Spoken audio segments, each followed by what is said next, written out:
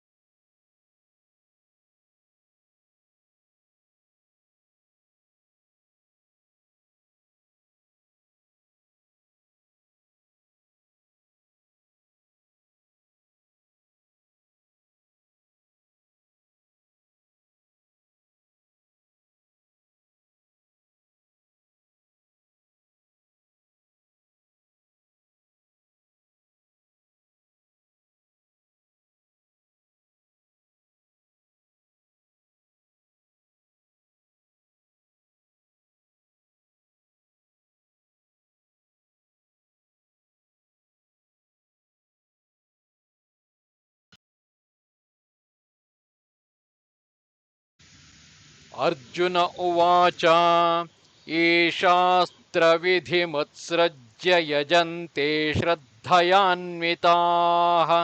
ತೇಷಾಂ ನಿಷ್ಠಾ ತು ಕಾ ಕೃಷ್ಣ ಸತ್ವಮಾಹೋ ರಜಸ್ತಮಃ. ಅರ್ಜುನನು ಹೇಳಿದನು, ಹೇ ಶ್ರೀಕೃಷ್ಣ, ಯಾವ ಮನುಷ್ಯರು ಶಾಸ್ತ್ರವಿಧಿಯನ್ನು ತ್ಯಾಗ ಮಾಡಿ ಶ್ರದ್ಧೆಯಿಂದ ಯುಕ್ತರಾಗಿ ದೇವತೆಗಳ ಪೂಜೆಯನ್ನು ಮಾಡುತ್ತಾರೆಯೋ ಅವರುಗಳ ಸ್ಥಿತಿಯು ಎಂತಹುದು? ಸಾತ್ವಿಕವೋ, ರಾಜಸವೋ ಅಥವಾ ತಾಮಸವೋ? ಅರ್ಜುನನು ಹೇಳುತ್ತಾನೆ, ತಮಾನಶ್ಯಾಮನಾದ ಶ್ರೀಕೃಷ್ಣನೇ, ಎಲ್ಲ ಇಂದ್ರಿಯಗಳಿಗೆ ಪ್ರತ್ಯಕ್ಷವಾಗಿ ಅನುಭವಿಸಲು ಬರುವ ಪರಬ್ರಹ್ಮನೇ, ನಿನ್ನ ಮಾತು ನನಗೆ ಸಂಶಯಯುಕ್ತವಾಗಿ ಕಾಣುತ್ತಿದೆ. ಪ್ರಾಣಿ ಮಾತ್ರರಿಗೆ ಶಾಸ್ತ್ರದ ಹೊರತಾಗಿ ಮೋಕ್ಷಪ್ರಾಪ್ತಿಯು ಆಗುವುದಿಲ್ಲವೆಂದು ನೀನು ಏಕಪಕ್ಷೀಯವಾಗಿ ಹೇಳಿರುವೆ. ಇದರ ಉದ್ದೇಶವೇನು? ಇವರಿಗೆ ಶಾಸ್ತ್ರಾಭ್ಯಾಸ ಮಾಡುವುದಕ್ಕಾಗಿ ಯೋಗ್ಯವಾದ ಸ್ಥಳವು ಸಿಗುವುದಿಲ್ಲ. ಶಾಸ್ತ್ರಾಭ್ಯಾಸಕ್ಕೆ ಬೇಕಾಗುವಷ್ಟು ಆಯುಷ್ಯವೂ ಇರುವುದಿಲ್ಲ. ಶಾಸ್ತ್ರಾಭ್ಯಾಸ ಮಾಡಿಸುವ ಗುರುವೂ ದೊರೆಯುವುದಿಲ್ಲ. ಶಾಸ್ತ್ರಾಭ್ಯಾಸಕ್ಕೆ ಸಹಾಯ ಮಾಡುವ ಸಾಮಗ್ರಿಗಳು ಆತನ ಬಳಿಯಲ್ಲಿ ಇರುವುದಿಲ್ಲ. ಹಾಗೆಯೇ ಪೂರ್ವಕರ್ಮವು ಅನುಕೂಲವಿಲ್ಲದ್ದರಿಂದ ಬುದ್ಧಿಯ ಸಹಾಯವೂ ಇರುವುದಿಲ್ಲ. ಹೀಗೆ ಶಾಸ್ತ್ರ ಸಂಪಾದನೆಯು ಕುಂಠಿತವಾಗಿರುವುದು. ಸಾಮಾನ್ಯವಾಗಿ ಶಾಸ್ತ್ರಗಳ ಏಕವಾಕ್ಯತೆಯನ್ನು ಸಾಧಿಸುವ ಸಾಮರ್ಥ್ಯ ಇಲ್ಲದೇ ಇರುವುದರಿಂದ ಅವರು ವಾದ ವಿವಾದವನ್ನು ಬಿಟ್ಟು ಬಿಟ್ಟಿರುವರು. ಆದರೆ ಶಾಸ್ತ್ರಾಭ್ಯಾಸವನ್ನು ಮಾಡಿ ಅದರಲ್ಲಿ ಹೇಳಿದಂತೆ ವಿಧಿವತ್ತಾಗಿ ಅನುಷ್ಠಾನವನ್ನು ಮಾಡಿ ಪರಲೋಕದಲ್ಲಿ ಆನಂದದಿಂದ ಇರುವವರಂತೆ ತಾನೂ ಆಗಬೇಕು ಎಂಬ ಇಚ್ಛೆಯನ್ನು ಮನಸ್ಸಿನಲ್ಲಿ ಇಟ್ಟುಕೊಂಡು ಅವರದೇ ಮಾರ್ಗವನ್ನು ಅನುಸರಿಸುವರು. ಗುರುಗಳು ತಿದ್ದಲು ಅಕ್ಷರಗಳನ್ನು ಬರೆದುಕೊಟ್ಟಂತೆಯೇ ಮಗುವು ಬರೆಯುವುದು. ಕಣ್ಣಿದ್ದವನನ್ನು ಮುಂದು ಮಾಡಿ ಕುರುಡನು ನಡೆಯುವಂತೆ ಸರ್ವಶಾಸ್ತ್ರಗಳಲ್ಲಿ ನಿಪುಣರಾದವರ ಆಚರಣೆಯನ್ನೇ ಪ್ರಮಾಣವೆಂದು ತಿಳಿದು ಅದರಲ್ಲಿ ಶ್ರದ್ಧೆಯನ್ನಿಟ್ಟು ನಡೆಯುವನು. ಹಾಗೂ ಶಿವನೇ ಮೊದಲಾದ ದೇವರ ಪೂಜೆ ಮಾಡುವುದು, ಭೂಮಿಯೇ ಮುಂತಾದವುಗಳನ್ನು ದಾನ ಮಾಡುವುದು, ಅಗ್ನಿಹೋತ್ರಾದಿ ಯಜ್ಞ ಮಾಡುವುದು, ಇಂತಹ ಕರ್ಮಗಳನ್ನು ಶ್ರದ್ಧೆಯಿಂದ ಆಚರಿಸುವರು. ಪುರುಷೋತ್ತಮನೇ, ಇವರಿಗೆ ಸತ್ವ, ರಜ, ತಮ ಈ ಮೂರರಲ್ಲಿ ಯಾವ ಗತಿಯು ದೊರೆಯುತ್ತದೆ? ಇದನ್ನು ನನಗೆ ಹೇಳು.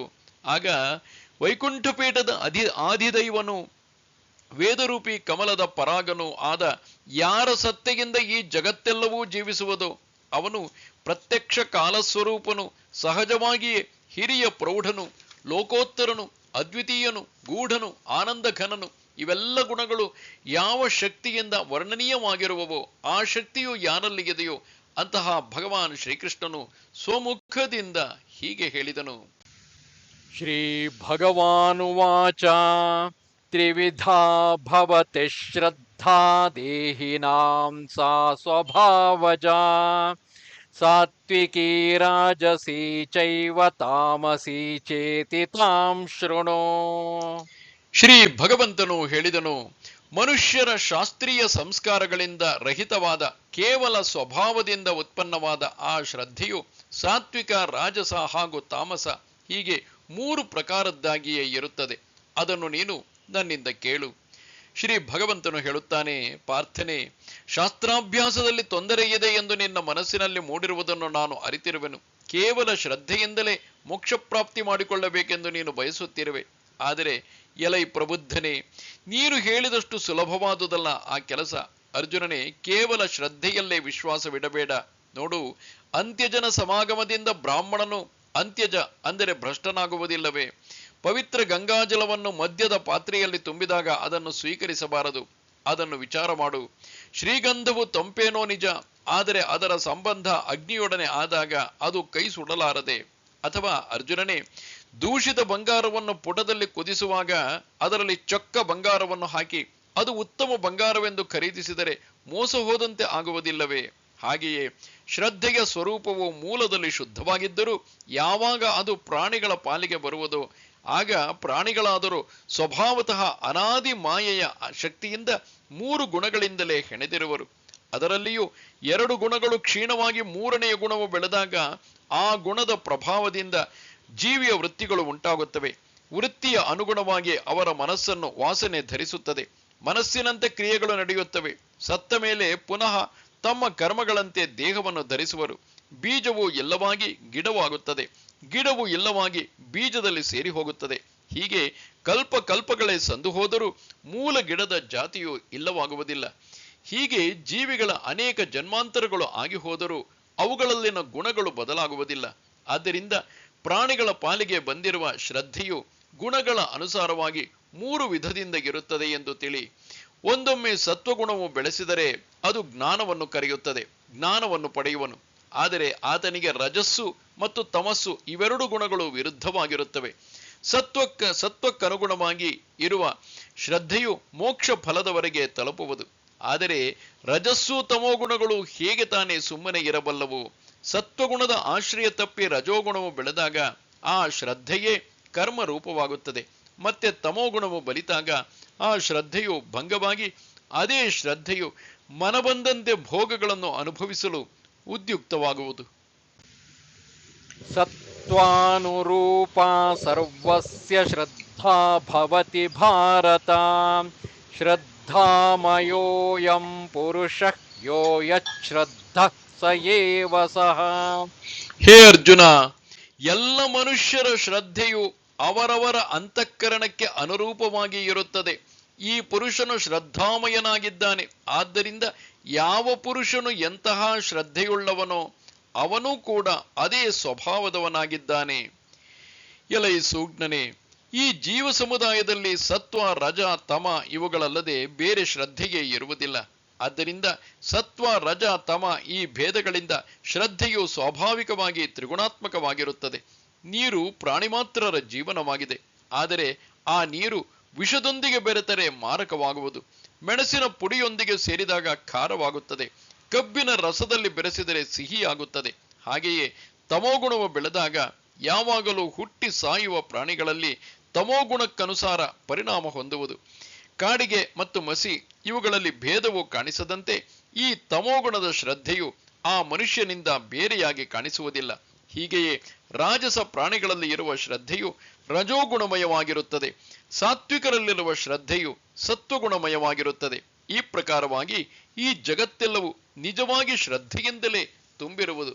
ಆದರೆ ತ್ರಿಗುಣಗಳ ಅಧೀನವಾಗಿರುವುದರಿಂದ ಶ್ರದ್ಧೆಯಲ್ಲಿ 3 ರೀತಿಯ ಲಕ್ಷಣಗಳು ಕಂಡುಬರುವುದು. ಅದನ್ನು ನೀನು ಗುರುತಿಸು. ಹೂವುಗಳಿಂದ ಗಿಡವನ್ನು ತಿಳಿಯಬಹುದು, ಮಾತಿನಿಂದ ಮನಸ್ಸನ್ನು ಅರಿಯಬಹುದು, ಭೋಗಗಳಿಂದ ಪೂರ್ವ ಕರ್ಮಗಳನ್ನು ಅನುಮಾನಿಸಬಹುದು. ಹಾಗೆಯೇ ಈ ಲಕ್ಷಣಗಳಿಂದ ಶ್ರದ್ಧೆಯ 3 ರೂಪಗಳನ್ನು ಗುರುತಿಸಬಹುದು. ಅದರ ರೀತಿಯನ್ನು ಹೇಳುವೆನು ಕೇಳು. ಯಜಂತೆ ಸಾತ್ವಿಕಾ ದೇವಾನ್ ಯಕ್ಷರಕ್ಷಾಂಸಿ ರಾಜಸಾಃ ಪ್ರೇತಾನ್ ಭೂತಗಣಾಶ್ಚಾನ್ಯೇ ಯಜಂತೆ ತಾಮಸಾ ಜನಾಃ. ಸಾತ್ವಿಕ ಪುರುಷರು ದೇವತೆಗಳನ್ನು ಪೂಜಿಸುತ್ತಾರೆ. ರಾಜಸ ಪುರುಷರು ಯಕ್ಷ ಮತ್ತು ರಾಕ್ಷಸರನ್ನು ಹಾಗೂ ಬೇರೆ ತಾಮಸ ಮನುಷ್ಯರು ಪ್ರೇತ ಮತ್ತು ಭೂತಗಣಗಳನ್ನು ಪೂಜಿಸುತ್ತಾರೆ. ಸಾತ್ವಿಕ ಶ್ರದ್ಧೆಯಿಂದ ಅಂತಃಕರಣವು ಕೂಡಿಕೊಂಡಿರುವವನ ಬುದ್ಧಿಯು ಹೆಚ್ಚಾಗಿ ಸ್ವರ್ಗಪ್ರಾಪ್ತಿಯ ವಿಷಯವಾಗಿಯೇ ಇರುತ್ತದೆ. ಅವರು ಎಲ್ಲ ವಿದ್ಯೆಗಳನ್ನು ಕಲಿಯುತ್ತಾರೆ. ಯಾವ ಯಜ್ಞವನ್ನು ಮಾಡಬೇಕು ಎಂಬುದನ್ನು ನಿರ್ಣಯಿಸುವರು. ಹೆಚ್ಚೇನು, ಅವರು ದೇವಲೋಕವನ್ನು ಹೊಂದುವರು. ಎಲೈ ವೀರ ಶಿರೋಮಣಿಯೇ, ರಜೋಗುಣ ಶ್ರದ್ಧೆಯಿಂದ ಯುಕ್ತವಾದ ಅಂತಃಕರಣವುಳ್ಳವರು ರಾಕ್ಷಸ ಮತ್ತು ಪಿಶಾಚಿಗಳನ್ನು ಭಜಿಸುತ್ತಾರೆ. ತಮೋಗುಣಾತ್ಮಕ ಶ್ರದ್ಧೆಯುಳ್ಳವರ ಕುರಿತು ಹೇಳಬೇಕೆಂದರೆ ಅವರು ಕೇವಲ ಪಾಪರಾಶಿಯಾಗಿದ್ದು ಅತಿ ಕಠೋರ ಮತ್ತು ದಯಾಹೀನರಾಗಿರುತ್ತಾರೆ. ಇವರು ಜೀವಿಗಳನ್ನು ಕೊಂದು ಬಲಿ ಕೊಡುತ್ತಾರೆ. ಭೂತಪ್ರೇತಾದಿಗಳನ್ನು ಅಮಂಗಲವಾದ ಸ್ಮಶಾನದಲ್ಲಿ ಸಾಯಂಕಾಲ ರಾತ್ರಿ ಹೊತ್ತಲ್ಲಿ ಪೂಜಿಸುತ್ತಾರೆ. ಅವರು ತಮೋಗುಣದ ಸಾರವನ್ನು ತೆಗೆದು ನಿರ್ಮಾಣವಾದ ಪುರುಷರೆಂದರೆ ತಾಮಸ ಶ್ರದ್ಧೆಯ ಆಗರವೇ ಆಗಿರುವರು ಎಂದು ತಿಳಿ. ಹೀಗೆ ಸಾತ್ವಿಕ, ರಾಜಸ, ತಾಮಸವೆಂಬ 3 ರೀತಿಯ ಶ್ರದ್ಧೆಯು ಜಗತ್ತಿನಲ್ಲಿ ಇರುವುದು. ಆದರೆ ಇದನ್ನು ನಾನು ನಿನಗೆ ಏಕೆ ಹೇಳುವೆನೆಂದರೆ, ಎಲೈ ಬುದ್ಧಿವಂತನೇ, ಈ 3ರಲ್ಲಿ ಸಾತ್ವಿಕ ಶ್ರದ್ಧೆಯನ್ನು ಸ್ವೀಕರಿಸಿ ಉಳಿದೆರಡು ತಾಮಸ, ರಾಜಸ ಶ್ರದ್ಧೆಗಳನ್ನು ತ್ಯಜಿಸಬೇಕು. ಧನಂಜಯನೇ, ಈ ಸಾತ್ವಿಕ ಬುದ್ಧಿಯಿಂದ ಆಚರಿಸುವವರಿಗೆ ಮೋಕ್ಷ ಪ್ರಾಪ್ತಿಯು ಬೆದರುಬೊಂಬೆಯಂತೆ ಇರುವುದಿಲ್ಲ. ಆದರೆ ಸುಲಭವಾಗಿ ಕೈವಲ್ಯವನ್ನು ಪಡೆಯುವರು. ಅವನು ವೇದಗಳನ್ನು ಓದದವನಾಗಿರಲಿ, ಶಾಸ್ತ್ರಾಧ್ಯಯನವನ್ನು ಮಾಡದವನಿರಲಿ, ಅಥವಾ ಶಾಸ್ತ್ರಗಳ ಏಕವಾಕ್ಯತೆಯನ್ನು ಸಾಧಿಸಿ ಯಾವುದೇ ಸಿದ್ಧಾಂತವನ್ನು ನಿಶ್ಚಯಿಸದಿರಲಿ, ಆದರೆ ಅವರು ಶ್ರುತಿ ಸ್ಮೃತಿಗಳನ್ನು ಅಧ್ಯಯನ ಮಾಡಿದ ಮೂರ್ತಿಮಂತ ವೇದವೇ ಆಗಿರುವರು. ಅಂತಹ ವಿದ್ವಾಂಸರಾಗಿರುತ್ತಾರೆ. ತಮ್ಮ ಆಚರಣೆಯಿಂದಲೇ ಅವರು ಸಿದ್ಧಾಂತವನ್ನು ಜನರ ಮುಂದಿಡುತ್ತಾರೆ. ಅವರ ಆಚರಣೆಯ ಮಾರ್ಗವನ್ನು ಹಿಡಿದು ಸಾತ್ವಿಕ ಶ್ರದ್ಧೆಯಿಂದ ನಡೆಯುವವರಿಗೂ ಅವರಿಗೆ ದೊರೆಯುವ ಫಲವೇ ಸಿಗುವುದು. ನೋಡು, ಒಬ್ಬನು ಬಹಳ ಪ್ರಯಾಸದಿಂದ ದೀಪವನ್ನು ಹಚ್ಚಿದಾಗ ಇನ್ನೊಬ್ಬನು ಅದರಿಂದ ಮತ್ತೊಂದು ದೀಪವನ್ನು ಹಚ್ಚಿದರೆ ಆ ದೀಪವು ಬೆಳಕನ್ನು ಕೊಡದೆ ವಂಚಿಸೀತೆ? ಅಥವಾ ಒಬ್ಬನು ಅಪಾರ ಧನವನ್ನು ಖರ್ಚು ಮಾಡಿ ಮನೆ ಕಟ್ಟಿದರೆ ಆ ಮನೆಯಲ್ಲಿ ಇರುವ ಇತರರಿಗೆ ಸುಖವನ್ನು ಅನುಭವಿಸಲಾಗುವುದಿಲ್ಲವೇ? ಇದಿರಲಿ, ಕೆರೆಯನ್ನು ಕಟ್ಟಿಸಿದವನ ನೀರಡಿಕೆ ಮಾತ್ರ ಆ ನೀರಿನಿಂದ ಎಂಗುವುದೇ? ಮನೆಯಲ್ಲಿ ಅಡಿಗೆ ಮಾಡಿದವನ ಹಸಿವನ್ನು ಮಾತ್ರ ಅದು ನೀಗಿ ಇತರರಿಗೆ ತೃಪ್ತಿ ನೀಡುವುದಿಲ್ಲವೇ? ಸುಮ್ಮನೆ ಬಹಳ ಹೇಳಿ ಏನು ಪ್ರಯೋಜನ? ಅಯ್ಯ, ಗೌತಮ ಋಷಿಯು ಬಹಳ ಪ್ರಯತ್ನದಿಂದ ತಂದ ಗಂಗೆಯು ಆತನನ್ನು ಮಾತ್ರ ಪವಿತ್ರಗೊಳಿಸಿ ಇತರರಿಗೆ ಕೇವಲ ಹಳ್ಳವಾಗುವುದೇ? ಆದ್ದರಿಂದ ತನಗಿಂತ ಬೇರೆಯವರು ದಕ್ಷತೆಯಿಂದ ಶಾಸ್ತ್ರಾನುಷ್ಠಾನ ಮಾಡಿದವರಂತೆ ಶ್ರದ್ಧಾಳುವಾದವನು ಆಚರಣೆ ಮಾಡಿದರೆ ಅವನು ಮೂರ್ಖನಾಗಿದ್ದರೂ ಉದ್ಧಾರವಾಗುವನು. ಅಶಾಸ್ತ್ರವಿಹಿತಂ ಘೋರಂ ತಪ್ಯಂತೆ ಯೇ ತಪೋ ಜನಾಃ ದಂಭಾಹಂಕಾರ ಸಂಯುಕ್ತಾಃ ಕಾಮರಾಗ ಬಲಾನ್ವಿತಾಃ. ಯಾವ ಮನುಷ್ಯನು ಶಾಸ್ತ್ರವಿಧಿಯಿಂದ ರಹಿತನಾಗಿ ಕೇವಲ ಮನಃಕಲ್ಪಿತವಾದ ಘೋರ ತಪಸ್ಸನ್ನು ಆಚರಿಸುತ್ತಾರೋ ಹಾಗೂ ದಂಭ ಮತ್ತು ಅಹಂಕಾರದಿಂದ ಕೂಡಿದವರಾಗಿ ಕಾಮನೆ, ಆಸಕ್ತಿ ಮತ್ತು ಬಲದ ಅಭಿಮಾನದಿಂದಲೂ ಕೂಡಿದವರಾಗಿದ್ದಾರೋ, ಕೆಮ್ಮಿ ಗಂಟಲನ್ನು ಸರಿಪಡಿಸಿಕೊಳ್ಳಲಾರದವನು ಮುಂದೆ ಹೇಗೆ ತಾನೇ ಸಂಗೀತವನ್ನು ಹಾಡಬಲ್ಲನು? ಹಾಗೆಯೇ ಸ್ವಲ್ಪವೂ ಶಾಸ್ತ್ರಜ್ಞಾನವಿಲ್ಲದವನು ಶಾಸ್ತ್ರಜ್ಞರನ್ನು ಹೇಗೆ ತಾನೇ ಆಕರ್ಷಿಸಬಲ್ಲನು?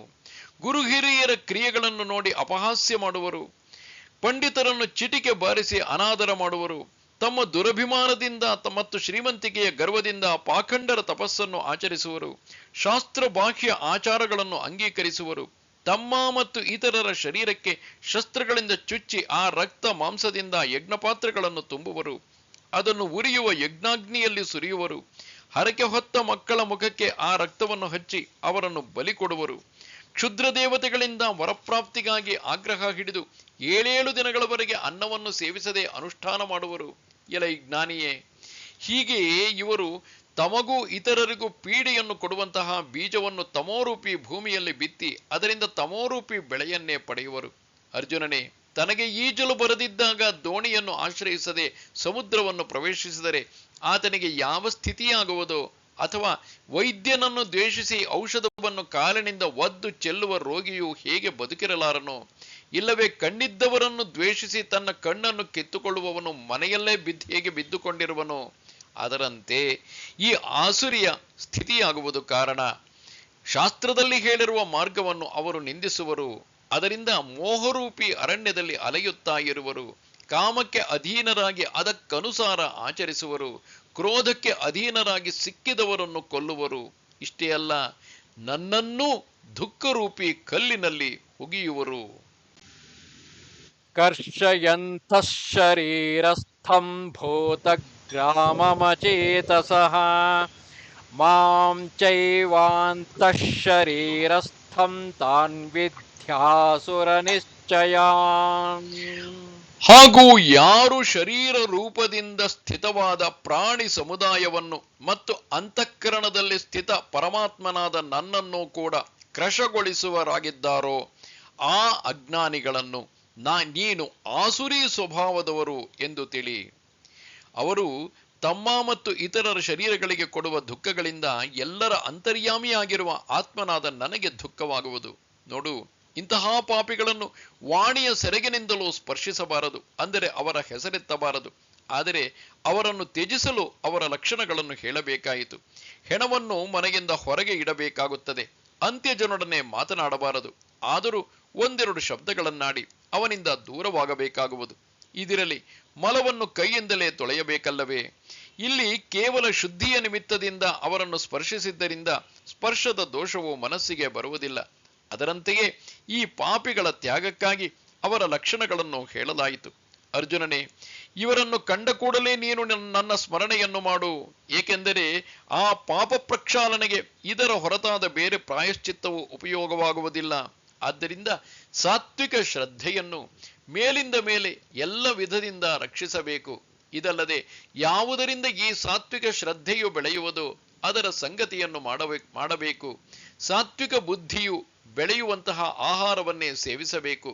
ನೋಡು, ಇಲ್ಲದಿದ್ದರೆ ಸ್ವಭಾವ ವೃದ್ಧಿಯಾಗಲು ಆಹಾರಕ್ಕಿಂತ ಇನ್ನೊಂದು ಪ್ರಬಲವಾದ ಸಾಧನೆಯು ಯಾವುದೂ ಇಲ್ಲ. ವೀರ ಅರ್ಜುನನೇ, ಪ್ರತ್ಯಕ್ಷ ಪ್ರಮಾಣ ಹೀಗಿದೆ ನೋಡು. ಪೂರ್ಣವಾಗಿ ಎಚ್ಚರವಾಗಿರುವವನು ಮದ್ಯವನ್ನು ಕುಡಿದಾಕ್ಷಣವೇ ಉನ್ಮತ್ತನಾಗುವನು. ಅಥವಾ ಯಾವಾಗಲೂ ಸಾವೆ ಅಕ್ಕಿಯನ್ನು ತಿನ್ನುವವನಿಗೆ ಸ್ವಾಭಾವಿಕವಾಗಿ ಕಫ ವಾತಗಳ ವಿಕೃತಿಯಾಗುವುದು. ಜ್ವರ ಬಂದಾಗ ಹಾಲಿನಿಂದ ಕಡಿಮೆಯಾದೀತೆ. ಅಮೃತ ಸೇವನೆಯಿಂದ ಮರಣವು ಇಲ್ಲವಾಗುವುದು. ವಿಷಯ ಸೇವನೆಯಿಂದ ಮರಣವು ತಪ್ಪುವುದಿಲ್ಲ. ಹಾಗೆಯೇ ಆಹಾರವನ್ನು ತಿಂದಂತೆಯೇ ಧಾತುಗಳು ಉತ್ಪನ್ನವಾಗುತ್ತವೆ. ಧಾತುಗಳಂತೆಯೇ ಅಂತಃಕರಣದಲ್ಲಿ ಭಾವವು ಉಂಟಾಗುತ್ತದೆ. ಪಾತ್ರೆಯು ಕಾದಂತೆ ಒಳಗಿನ ನೀರು ಬಿಸಿಯಾಗುವಂತೆ ಧಾತುಗಳಿಗೆ ಅನುಸಾರವಾಗಿ ಚಿತ್ತವೃತ್ತಿಗಳು ಉಂಟಾಗುತ್ತವೆ. ಆದ್ದರಿಂದ ಸಾತ್ವಿಕ ಅನ್ನವನ್ನು ಸೇವಿಸುವುದರಿಂದ ಸಾತ್ವಿಕ ಭಾವಗಳು ಉಂಟಾಗುತ್ತವೆ. ರಾಜಸ ಮತ್ತು ತಾಮಸ ಭಾವಗಳ ಉತ್ಪತ್ತಿಯು ಆಯಾಯ ರಸಗಳಿಂದ ಆಗುವುದು. ಅದಕ್ಕಾಗಿ ಸಾತ್ವಿಕರ ಆಹಾರ ಯಾವುದು, ರಾಜಸ ತಾಮಸರ ಆಹಾರವು ಯಾವುದು, ಇದನ್ನು ನಾನು ನಿನಗೆ ಹೇಳುವೆನು. ಅದನ್ನು ಆದರದಿಂದ ಶ್ರವಣಿಸು. ಆಹಾರಸ್ತ್ವಪಿ ಸರ್ವಸ್ಯ ತ್ರಿವಿಧೋ ಭವತಿ ಪ್ರಿಯಃ ಯಜ್ಞಸ್ತಪಸ್ತಥಾ ದಾನಂ ತೇಷಾಂ ಭೇದಮಿಮಂ ಶೃಣು. ಭೋಜನವೂ ಕೂಡ ಎಲ್ಲರಿಗೂ ತಮ್ಮ ತಮ್ಮ ಪ್ರಕೃತಿಗೆ ಅನುಗುಣವಾಗಿ 3 ಪ್ರಕಾರವಾಗಿ ಪ್ರಿಯವಾಗಿರುತ್ತದೆ. ಮತ್ತು ಹಾಗೆಯೇ ಯಜ್ಞ, ತಪಸ್ಸು ಮತ್ತು ದಾನವೂ ಸಹ 3 ಪ್ರಕಾರದಿಂದ ಇರುತ್ತದೆ. ಅವುಗಳ ಈ ಬೇರೆ ಬೇರೆಯಾದ ಭೇದವನ್ನು ನೀನು ನನ್ನಿಂದ ಕೇಳು. ಎಲೈ ವೀರನೇ, ಒಟ್ಟಾರೆ ಅನ್ನದ 3 ವಿಧಗಳು ಹೇಗಾದವು ಎಂಬುದನ್ನು ಸ್ಪಷ್ಟವಾಗಿ ಹೇಳುವೆನು ನೋಡು. ಊಟ ಮಾಡುವವನ ರುಚಿಗೆ ಅನುಸಾರವಾಗಿ ಆಹಾರವನ್ನು ಸಿದ್ಧಗೊಳಿಸಬೇಕಾಗುವುದು. ಏಕೆಂದರೆ ಉಣ್ಣುವವನು ಗುಣಗಳ ದಾಸನೇ ಆಗಿರುವನಲ್ಲ. ಕರ್ತ ಮತ್ತು ಭೋಕ್ತ ಆದ ಜೀವನು ಸ್ವಾಭಾವಿಕವಾಗಿ ಗುಣಗಳ ಅನುಸಾರವಾಗಿ 3 ವಿಧದ ಚಿತ್ತವೃತ್ತಿಯನ್ನು ಧರಿಸಿಕೊಂಡು ವರ್ತಿಸುವನು. ಆದ್ದರಿಂದ ಆಹಾರವು 3 ವಿಧದಿಂದ ಇರುವುದು. ಯಜ್ಞ, ತಪ, ದಾನ ಇವು ಕೂಡ 3 ವಿಧದಿಂದ ಇದ್ದು, ವ್ಯಾಪಾರವು 3 ವಿಧದಿಂದ ಇರುವುದು. ಆದರೂ ಮೊಟ್ಟ ಮೊದಲಿಗೆ ನಿನಗೆ ಆಹಾರದ ಲಕ್ಷಣಗಳನ್ನು ತಿಳಿಸುವೆನೆಂದು ಹೇಳಿದೆನಲ್ಲವೇ, ಅದನ್ನು ಸ್ಪಷ್ಟವಾಗಿ ಹೇಳುವೆನು ಕೇಳು. ಆಯುಸ್ಸತ್ವಬಲಾರೋಗ್ಯ ಸುಖ ಪ್ರೀತಿ ವಿವರ್ಧನಾಃ ರಸ್ಯಾ ಸ್ನಿಗ್ಧಾ ಸ್ಥಿರಾ ಹೃದ್ಯಾ ಆಹಾರ ಸಾತ್ವಿಕ ಪ್ರಿಯಾಃ. ಆಯಸ್ಸು, ಬುದ್ಧಿ, ಬಲ, ಆರೋಗ್ಯ, ಸುಖ ಮತ್ತು ಪ್ರೀತಿಯನ್ನು ಹೆಚ್ಚಿಸುವ ರಸಯುಕ್ತ, ಸ್ನೇಹಯುಕ್ತ ಮತ್ತು ಸ್ಥಿರವಾಗಿರುವ ಹಾಗೂ ಸ್ವಭಾವದಿಂದಲೇ ಮನಸ್ಸಿಗೆ ಪ್ರಿಯವಾದಂತಹ ಆಹಾರ ಅರ್ಥಾತ್ ಭೋಜನ ಮಾಡುವ ಪದಾರ್ಥಗಳು ಸಾತ್ವಿಕ ಪುರುಷನಿಗೆ ಪ್ರಿಯವಾಗಿರುತ್ತವೆ. ದೈವ ಯೋಗದಿಂದ ಜೀವನು ಸತ್ವಗುಣದಿಂದ ಕೂಡಿದ್ದರೆ ಅವನಿಗೆ ಮಧುರವಾದ ಆಹಾರದ ವಿಷಯದಲ್ಲಿ ವಿಶೇಷವಾದ ಪ್ರೀತಿ ಇರುತ್ತದೆ. ಸಾತ್ವಿಕ ಪದಾರ್ಥಗಳು ಸ್ವಾಭಾವಿಕವಾಗಿ ಉತ್ತಮವಾಗಿದ್ದು, ರಸದಿಂದ ಕೂಡಿದ್ದು ಸಿಹಿಯಾಗಿರುವವು, ಸ್ನಿಗ್ಧವಾಗಿದ್ದು ಪಕ್ವವಾಗಿರುವವು. ಅವು ಆಕಾರದಿಂದ ಬಹಳ ದೊಡ್ಡದಾಗಿರುವುದಿಲ್ಲ, ಸ್ಪರ್ಶಕ್ಕೆ ಮೃದುವಾಗಿರುವುದು, ನಾಲಿಗೆಯ ಮೇಲೆ ಇಟ್ಟಾಗ ಬೇಗನೆ ಕರಗುವುದು ಮತ್ತು ರುಚಿಕರವಾಗಿರುವವು. ಅವು ರಸದಿಂದ ಪೂರ್ಣ ತುಂಬಿದ್ದು ರಸ ತೆಗೆಯಲು ಕಠಿಣವಾಗಿರುವುದಿಲ್ಲ, ದ್ರವ ರೂಪದಲ್ಲಿದ್ದು ಬೆಂಕಿಯಿಂದ ಬೆಂದು ಹೋಗಿರುವುದಿಲ್ಲ. ಸದ್ಗುರುಗಳ ಮಾತಿನಲ್ಲಿ ಅಕ್ಷರಗಳು ಕಡಿಮೆಯಾಗಿದ್ದರೂ ಅದರ ಪರಿಣಾಮ ಬಹಳ ಚೆನ್ನಾಗಿರುತ್ತದೆ. ಹಾಗೆಯೇ ಸಾತ್ವಿಕ ಆಹಾರವು ಸ್ವಲ್ಪವೇ ತಿಂದರೂ ಅದರಿಂದ ಅಪಾರವಾದ ತೃಪ್ತಿಯುಂಟಾಗುವುದು. ಅದನ್ನು ತಿನ್ನುವಾಗ ಬಾಯಿಗೆ ಸಿಹಿಯಾಗಿರುತ್ತದೆ, ಅದು ಪರಿಣಾಮದಲ್ಲಿಯೂ ಸಿಹಿಯಾಗಿರುತ್ತದೆ. ಇಂತಹ ಆಹಾರದ ವಿಷಯದಲ್ಲಿ ಸಾತ್ವಿಕರಿಗೆ ವಿಶೇಷ ಪ್ರೀತಿ ಇರುತ್ತದೆ. ಹೀಗೆ ಸಾತ್ವಿಕ ಮನುಷ್ಯನಿಗೆ ಪ್ರಿಯವಾಗುವ ಆಹಾರದ ಲಕ್ಷಣವಾಗಿದೆ. ಇಂತಹ ಆಹಾರದ ಸೇವನೆಯಿಂದ ಆಯಸ್ಸಿನ ಬಲವು ನಿತ್ಯವೂ ವೃದ್ಧಿಸುತ್ತದೆ. ಇಂತಹ ಸಾತ್ವಿಕ ರಸರೂಪಿ ಮೇಘಗಳ ವೃಷ್ಟಿಯು ಬೀಳುತ್ತಿರುವಂತೆ ದೇಹಗಳಲ್ಲಿ ಆಯುಷ್ಯರೂಪಿ ನದಿಗೆ ದಿನೇ ದಿನೇ ಮಹಾಪೂರ ಬರುವುದು. ಎಲೈ ಸುಮತಿಯೇ, ಹಗಲಿನ ಉನ್ನತಿಗೆ ಸೂರ್ಯನು ಕಾರಣನಿರುವಂತೆಯೇ ಸತ್ವದ ಅಂದರೆ ಅಂತಃಕರಣದ ಉನ್ನತಿಗೆ ಇದೇ ಆಹಾರ ಯೋಗ್ಯವಾದುದು. ಶರೀರ ಮತ್ತು ಮನಸ್ಸಿನ ಬಲವು ಇದೇ ಆಹಾರದಿಂದ ವೃದ್ಧಿಸುತ್ತದೆ. ಮತ್ತೆ ಅಲ್ಲಿ ಆ ರೋಗಗಳು ಹೇಗೆ ನುಸುಳಬಲ್ಲವು? ಈ ಸಾತ್ವಿಕ ಆಹಾರದ ಸೇವನೆಯಿಂದಲೇ ಶರೀರಕ್ಕೆ ಆರೋಗ್ಯ ಭಾಗ್ಯವನ್ನು ಅನುಭವಿಸುವ ಭಾಗ್ಯ ದೊರೆಯುವುದು ಎಂದು ತಿಳಿ. ಮತ್ತೆ ಅವನ ಎಲ್ಲ ವ್ಯವಹಾರಗಳ ವಿಸ್ತಾರ ಸುಖಮಯವಾಗುವುದು. ಇಷ್ಟೇ ಅಲ್ಲ, ಅವನಿಗೆ ಆನಂದದ ಜೊತೆಗೆ ಮೈತ್ರಿಯು ಬೆಳೆಯುವುದು. ಹೀಗೆ ಈ ಸಾತ್ವಿಕ ಆಹಾರದ ಪರಿಣಾಮವು ಹಿರಿದಾಗಿದ್ದು ಅದು ಶರೀರದ ಒಳಗೆ ಹೊರಗೆ ಸುಖಕರವಾಗಿರುತ್ತದೆ. ಇನ್ನು ರಾಜಸ ಮನುಷ್ಯನಿಗೆ ಯಾವ ಆಹಾರದಲ್ಲಿ ಪ್ರೀತಿ ಇರುವುದು ಎಂಬುದನ್ನು ಪ್ರಸಂಗಾನುಸಾರವಾಗಿ ಹೇಳುವೆನು. ಚಕ್ವಂ ಲಲವಣಾತ್ಯುಷ್ಣತೀಕ್ಷ್ಣರೋಕ್ಷವಿದಾಹಿನಃ ಆಹಾರಾ ರಾಜಸಸ್ಯೇಷ್ಠಾ ದುಃಖಶೋಕಮಯಪ್ರದಾಃ. ಕಹಿಯಾದ, ಹುಳಿಯಾದ, ಹೆಚ್ಚು ಉಪ್ಪಿನಿಂದ ಕೂಡಿದ, ಹೆಚ್ಚು ಬಿಸಿ ಮತ್ತು ಖಾರವಾದ, ಹುರಿದಿರುವ, ಉರಿಯನ್ನುಂಟು ಮಾಡುವ ಮತ್ತು ದುಃಖ, ಚಿಂತೆ ಹಾಗೂ ರೋಗಗಳನ್ನು ಉಂಟು ಮಾಡುವ ಆಹಾರ ಅರ್ಥಾತ್ ಭೋಜನ ಪದಾರ್ಥಗಳು ರಾಜಸ ಪುರುಷನಿಗೆ ಪ್ರಿಯವಾಗಿರುತ್ತವೆ. ಈ ರಾಜಸ ಆಹಾರವು ಅಪಾಯಕಾರಿ ಕಡಿಮೆಯಾಗಿದ್ದರೂ ಕಾಳಕೂಟ ವಿಷದಂತೆ ಕಹಿಯಾಗಿದ್ದು ಸುಣ್ಣಕ್ಕಿಂತಲೂ ಹೆಚ್ಚು ದಾಹಕವಾಗಿರುತ್ತದೆ ಮತ್ತು ಹುಳಿಯಾಗಿರುವುದು. ಹಿಟ್ಟು ನಾದಲು ಬೇಕಾಗುವ ನೀರಿನಷ್ಟೇ ಉಪ್ಪು ಹಾಗೂ ಖಾರವಾದ ಪದಾರ್ಥಗಳನ್ನು ಅದರಲ್ಲಿ ಬೆರೆಸುವರು. ಹೀಗೆ ಅತಿಯಾದ ಉಪ್ಪು ಖಾರದ ಆಹಾರವು ರಾಜಸ ವ್ಯಕ್ತಿಗಳಿಗೆ ಪ್ರಿಯವಾಗುವವು ಮತ್ತು ಬಿಸಿ ಬಿಸಿಯಾಗಿ ತಿನ್ನುವುದನ್ನು ನೋಡಿದರೆ ಬಾಯಿಂದ ಬೆಂಕಿಯ ಜ್ವಾಲೆಗಳನ್ನೇ ನುಂಗುವಂತಿರುತ್ತದೆ. ಅವರ ಆಹಾರವು ದೀಪದ ಬತ್ತಿ ಉರಿಸುವಷ್ಟು ಬಿಸಿಯಾಗಿರುತ್ತದೆ ಮತ್ತು ಇಂತಹ ಪದಾರ್ಥಗಳನ್ನೇ ರಾಜಸ ಗುಣವುಳ್ಳವನು ತಿನ್ನಲು ಬಯಸುವನು. ಬಿರುಗಾಳಿಯನ್ನು ಹಿಂದೆ ಹಾಕಿ ಗುದ್ದಲಿಯ ಮೊನೆಯಿಂದ ಪ್ರಹಾರ ಮಾಡುವಷ್ಟು ಖಾರವಾದ ಪದಾರ್ಥಗಳನ್ನು ಅವನು ತಿನ್ನುವನು. ಅದರಿಂದ ಗಾಯವಾಗದ ಶಸ್ತ್ರಪ್ರಹಾರದಂತಹ ವೇದನೆಯಾಗುವುದು. ಬೂದಿಗಿಂತಲೂ ವೃಕ್ಷವಾದ, ಒಳಗೆ ಹೊರಗೆ ಶುಷ್ಕವಾದ ಪದಾರ್ಥಗಳನ್ನು ತಿನ್ನಲು ಅವನಿಗೆ ಬಹಳ ಪ್ರಿಯವೆನಿಸುವುದು. ಆ ಪದಾರ್ಥಗಳನ್ನು ತಿನ್ನುವಾಗ ಹಲ್ಲುಗಳ ಮೇಲೆ ಹಲ್ಲುಗಳು ಅಪ್ಪಳಿಸುವವು. ಇಷ್ಟೊಂದು ಕಠಿಣವಾದ ಪದಾರ್ಥಗಳನ್ನು ತಿನ್ನುವಾಗ ಅವನಿಗೆ ಆನಂದವಾಗುವುದು. ಮೊದಲೇ ಖಾರವಾದ ಪದಾರ್ಥ, ಅದಕ್ಕೆ ಸಾಸಿವೆ ಮೆಣಸಿನಕಾಯಿಯ ಒಗ್ಗರಣೆ ಮತ್ತೆ ಕೇಳುವುದೇನು? ಅದನ್ನು ತಿನ್ನುವಾಗ ಮೂಗು ಬಾಯಿಯಿಂದ ಜೊಲ್ಲು ಸುರಿಯುವುದು. ಇದಿರಲಿ, ಆದರೆ ಬೆಂಕಿಯನ್ನು ಹಿಂದಕ್ಕೆ ಹಾಕುವಂತಹ ಮೆಣಸಿನ ಬಜ್ಜಿಯು ರಾಜಸ ಮನುಷ್ಯನಿಗೆ ಪ್ರಾಣಕ್ಕಿಂತ ಹೆಚ್ಚು ಪ್ರಿಯವಾಗಿರುವುದು. ಹೀಗೆ ಏನು ತಿಂದರೂ ಅವನಿಗೆ ತೃಪ್ತಿಯಾಗುವುದಿಲ್ಲ. ನಾಲಿಗೆಗೆ ವಶನಾಗಿ ಅನ್ನದ ರೂಪದಿಂದ ಬೆಂಕಿಯನ್ನೇ ಹೊಟ್ಟೆಗೆ ಸೇರಿಸುವನು. ಅದರಂತೆ ಲವಂಗ, ಶುಂಠಿಯನ್ನು ತಿಂದು ನೆಲದ ಮೇಲೆ ಉರುಳಾಡುವನು. ಇವರು ನೀರಿನ ಪಾತ್ರೆಯನ್ನು ಬಾಯಿಂದ ದೂರ ಮಾಡುವುದೇ ಇಲ್ಲ. ಆದ್ದರಿಂದ ಇದು ಆಹಾರವಾಗಿರದೆ ಮಲಗಿರುವ ರೋಗರೂಪಿ ಸರ್ಪವನ್ನು ಎಚ್ಚರಿಸಲು ಮಾದಕ ವಸ್ತುಗಳನ್ನೇ ಹೊಟ್ಟೆಯಲ್ಲಿ ತುಂಬುವನು. ಆಗಲೇ ರೋಗಗಳು ಒಂದಕ್ಕೊಂದು ಸ್ಪರ್ಧೆಯಿಂದ ಮೇಲೇಳುವವು. ಹೀಗೆ ರಾಜಸ ಆಹಾರದಿಂದ ಕೇವಲ ದುಃಖವೇ ಫಲರೂಪವಾಗಿ ದೊರಕುವುದು. ಎಲೈ ಧನುರ್ಧರನೆ, ಹೀಗೆ ರಾಜಸ ಆಹಾರವನ್ನು ವರ್ಣಿಸಿ ಅದರ ಪರಿಣಾಮವನ್ನು ನಿನಗೆ ತಿಳಿಸಿರುವೆನು. ಇನ್ನು ತಮೋಗುಣದ ಮನುಷ್ಯನಿಗೆ ಪ್ರಿಯವಾಗುವ ಆಹಾರವನ್ನು ನಿನಗೆ ಹೇಳುವೆನು.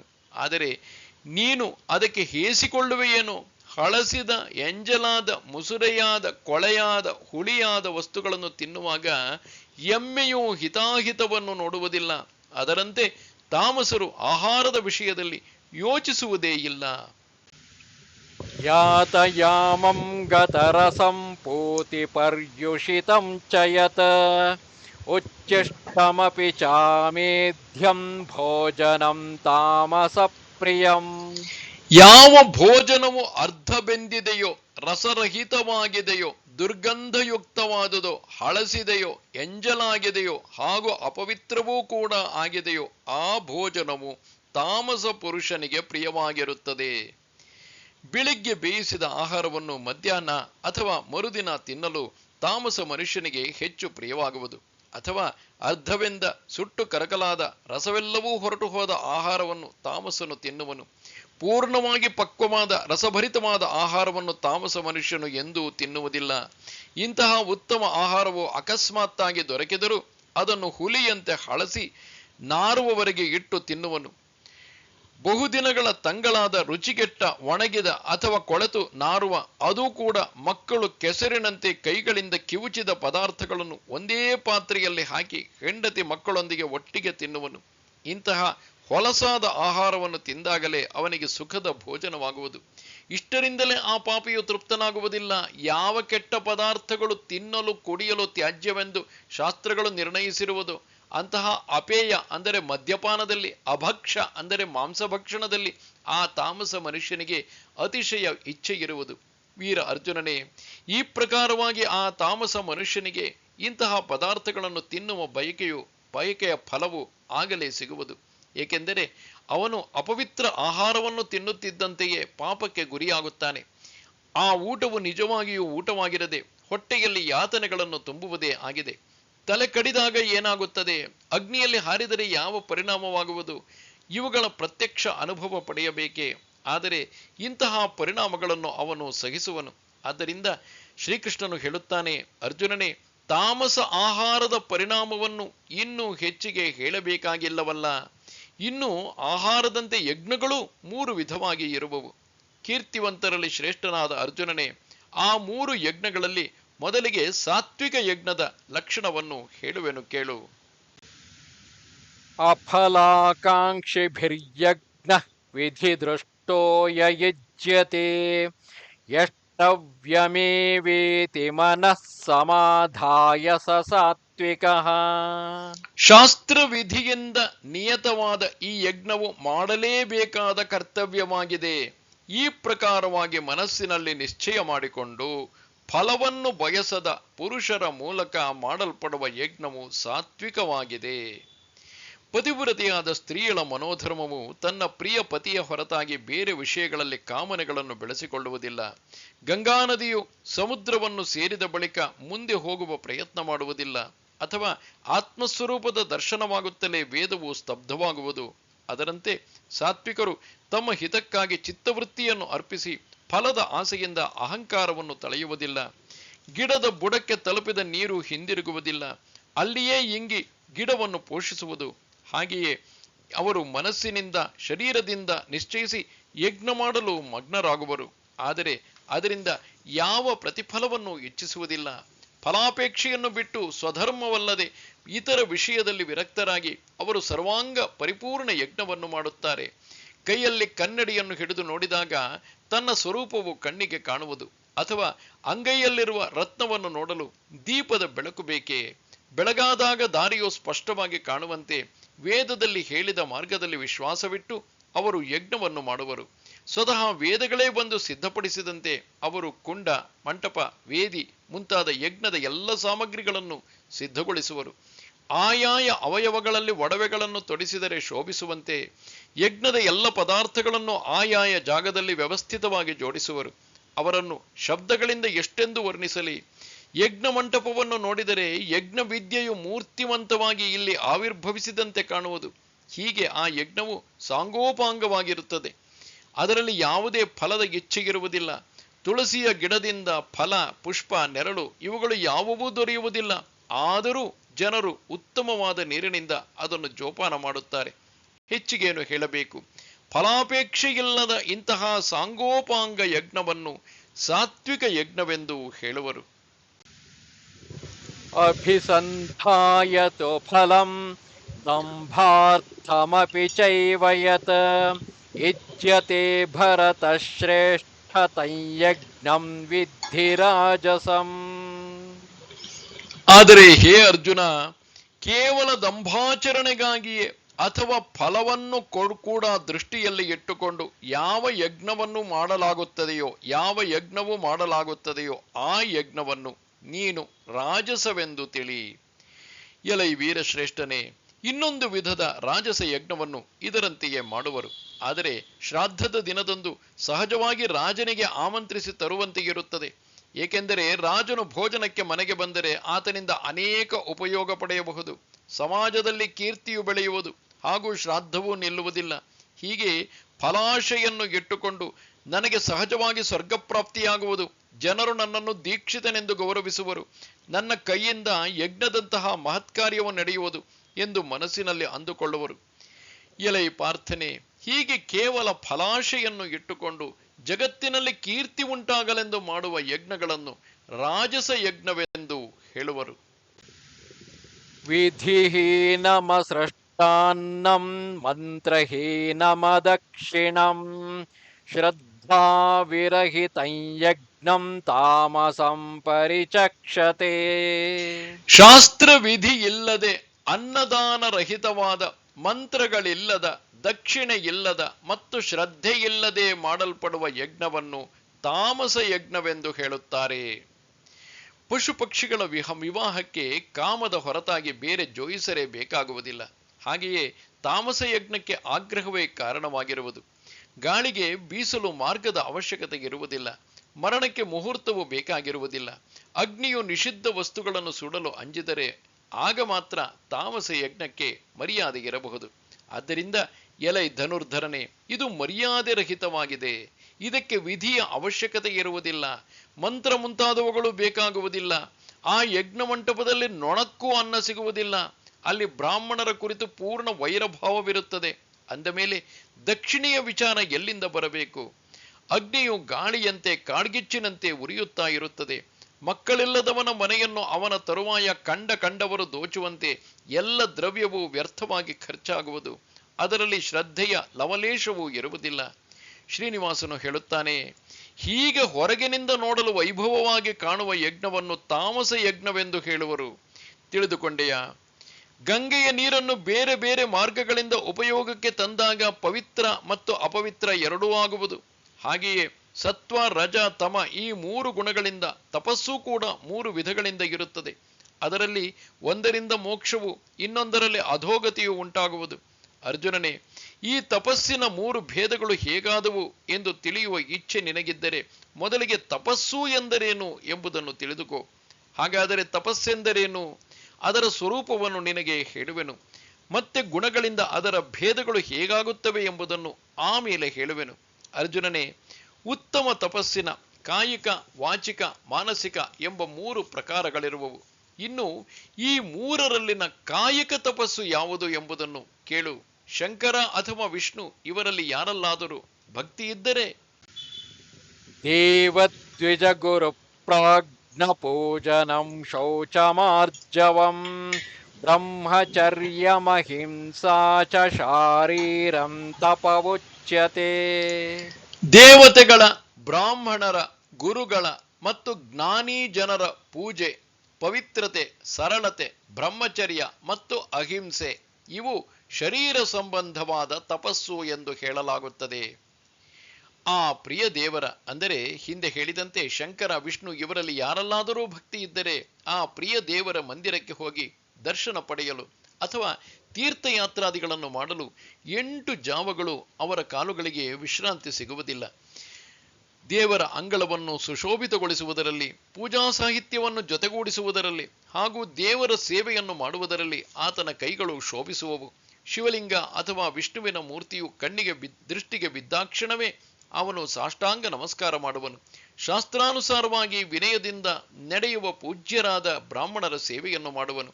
ಪ್ರವಾಸದಿಂದ ದಣಿದಿರುವ ಅಥವಾ ಸಂಕಟದಲ್ಲಿ ಸಿಕ್ಕಿ ಹಾಕಿಕೊಂಡ ಜೀವಿಗಳನ್ನು ನೋಡಿದರೆ ಅವರಿಗೆ ಸುಖವನ್ನು, ವಿಶ್ರಾಂತಿಯನ್ನು ನೀಡುವನು. ಸಮಸ್ತ ತೀರ್ಥಗಳಲ್ಲಿ ಶ್ರೇಷ್ಠರಾದ ತಂದೆ ತಾಯಿಯವರ ಸೇವೆ ಮಾಡುವುದರಲ್ಲಿ ತನ್ನ ಶರೀರವನ್ನು ಮೀಸಲಿಡುವನು. ಸಂಸಾರದಂತಹ ದುರ್ಧರ ವ್ಯಾಧಿಯಿಂದ ಕೇವಲ ತನ್ನ ದರ್ಶನದಿಂದ ಮುಕ್ತನನ್ನಾಗಿಸುವ ಹಾಗೂ ಜ್ಞಾನಾಮೃತವನ್ನು ಕುಡಿಸಲು ತತ್ಪರರಾದ ಗುರುಗಳ ಸೇವೆ ಮಾಡುವನು. ಅರ್ಜುನನೇ, ದೇಹಾಭಿಮಾನವೆಂಬ ಕಿಟ್ಟ ಕೊಳೆಯನ್ನು ಇಲ್ಲದಂತೆ ಮಾಡಲು ಅದಕ್ಕೆ ಸ್ವಧರ್ಮರೂಪಿ ಅಗ್ನಿಯಲ್ಲಿ ವೇದಾಧ್ಯಯನವೆಂಬ ಪುಟವನ್ನು ಕೊಡುವನು. ಸಮಸ್ತ ಪ್ರಾಣಿಗಳಲ್ಲಿ ಒಂದೇ ಆತ್ಮನು ಇರುವನೆಂದು ಅವರನ್ನು ನಮಸ್ಕರಿಸುವನು. ಪರೋಪಕಾರದಲ್ಲಿ ತತ್ಪರನಾಗಿರುವನು. ಸ್ತ್ರೀಯರ ವಿಷಯದಲ್ಲಿ ಅವರ ಹೆಸರನ್ನು ಹೇಳದಿರುವ ನಿಯಮವನ್ನು ಕೈಗೊಂಡಿರುವನು. ಹುಟ್ಟುವಾಗ ಮಾತ್ರ ಸ್ತ್ರೀ ಶರೀರದ ಸ್ಪರ್ಶವಾಗಿರುವುದು. ಮುಂದೆ ಈತನು ತನ್ನ ಆಯುಷ್ಯವಿಡೀ ಸ್ತ್ರೀ ದೇಹದ ಸ್ಪರ್ಶ ಮಾಡದೆ ಪವಿತ್ರವಾಗಿರುವನು. ಹುಲ್ಲಿಗೂ ಜೀವವಿದೆ ಎಂದು ತಿಳಿದು ಅದನ್ನು ತುಳಿಯುವುದಿಲ್ಲ. ಹೆಚ್ಚೇನು, ಅವನು ಯಾರನ್ನೂ ತಿರಸ್ಕರಿಸಿ ಮನನೋಯಿಸುವಂತೆ ಮಾಡುವುದಿಲ್ಲ. ಹೀಗೆ ಶರೀರದಿಂದ ವ್ಯವಹರಿಸುವ ರೂಢಿಯಾಗಿರುವಾಗ ಆತನ ಶರೀರದಲ್ಲಿ ಕಾಯಿಕ ತಪಸ್ಸು ಪೂರ್ಣವಾಗಿ ನೆಲೆಸಿದೆ ಎಂದು ತಿಳಿ. ಪ್ರಾರ್ಥನೆ, ಈ ಎಲ್ಲ ಕಾರ್ಯಗಳು ದೇಹದ ಪ್ರಾಧಾನ್ಯತೆಯಿಂದ ನಡೆಯುವವು. ಆದ್ದರಿಂದ ಇದನ್ನು ನಾನು ಶಾರೀರ ತಪಸ್ಸೆಂದು ಹೇಳುವೆನು. ಈ ಪ್ರಕಾರ ಶಾರೀರಿಕ ತಪಸ್ಸಿನ ಲಕ್ಷಣಗಳನ್ನು ನಿನಗೆ ಹೇಳಿರುವೆನು. ಇನ್ನು ನಿಷ್ಪಾಪವಾದ ವಾಚಿಕ ತಪಸ್ಸಿನ ಲಕ್ಷಣಗಳನ್ನು ಹೇಳುವೆನು, ಕೇಳು. ಅನುದ್ವೇಗಕರಂ ವಾಕ್ಯಂ ಸತ್ಯಂ ಪ್ರಿಯಹಿತಂಚ ಯತ್ ಸ್ವಾಧ್ಯಾಯಾಭ್ಯಸನಂ ಚೈವ ವಾಂಗ್ಮಯಂ ತಪವುಚ್ಯತೆ.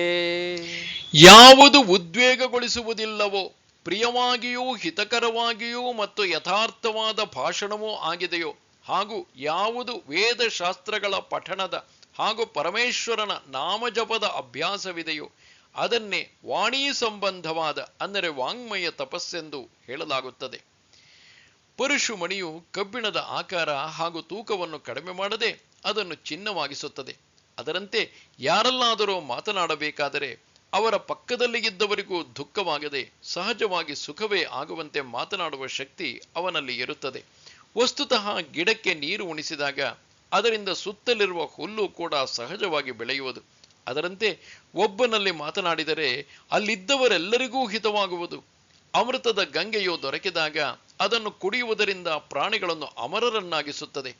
ಸ್ನಾನದಿಂದ ಪಾಪವನ್ನು ಕಳೆಯುತ್ತದೆ. ಸಂಸಾರ ತಾಪದಿಂದ ಮುಕ್ತಗೊಳಿಸಿ ಸಿಹಿಯನ್ನು ಕೊಡುವುದು. ಹಾಗೆಯೇ ಆ ಮಾತುಗಳಿಂದ ಅಜ್ಞಾನವು ಇಲ್ಲವಾಗಿ ಆತ್ಮಸ್ವರೂಪದ ದರ್ಶನವಾಗುವುದು ಮತ್ತು ಬಹಳ ಹೊತ್ತು ಕೇಳುತ್ತಿದ್ದರೂ ಅಮೃತದಂತೆ ರುಚಿಕರವಾಗಿರುವುದು. ಯಾರಾದರೂ ಇವರನ್ನು ಪ್ರಶ್ನಿಸಿದರೆ ಮಾತನಾಡುತ್ತಾರೆ, ಇಲ್ಲದಿದ್ದರೆ ವೇದಾಧ್ಯಯನ ಅಥವಾ ಹರಿಸ್ಮರಣೆ ಮಾಡುತ್ತಾ ಇರುತ್ತಾರೆ. ಋಗ್ವೇದಾದಿ 3 ವೇದಗಳನ್ನು ವಾಕ್ರೂಪಿ ಮಂದಿರದಲ್ಲಿ ಪ್ರಾಣ ಪ್ರತಿಷ್ಠೆ ಮಾಡಿ ತಮ್ಮ ವದನವನ್ನು ವೇದಶಾಲೆಯನ್ನಾಗಿ ಮಾಡುವರು. ಶಿವ ಅಥವಾ ವಿಷ್ಣು ಇವರಲ್ಲಿ ಒಬ್ಬರ ನಾಮಸ್ಮರಣೆ ಮಾಡುವುದು ವಾಕ್ನಿಂದ ಉಂಟಾದ ವಾಚಿಕ ತಪಸ್ಸು ಎಂದು ತಿಳಿ. ಇನ್ನು ಮಾನಸಿಕ ತಪಸ್ಸಿನ ಲಕ್ಷಣಗಳನ್ನು ಹೇಳುವೆನು ಕೇಳು ಎಂದು ಲೋಕನಾಯಕರ ಒಡೆಯನಾದ ಭಗವಾನ್ ಶ್ರೀಕೃಷ್ಣನು ಹೇಳಿದನು.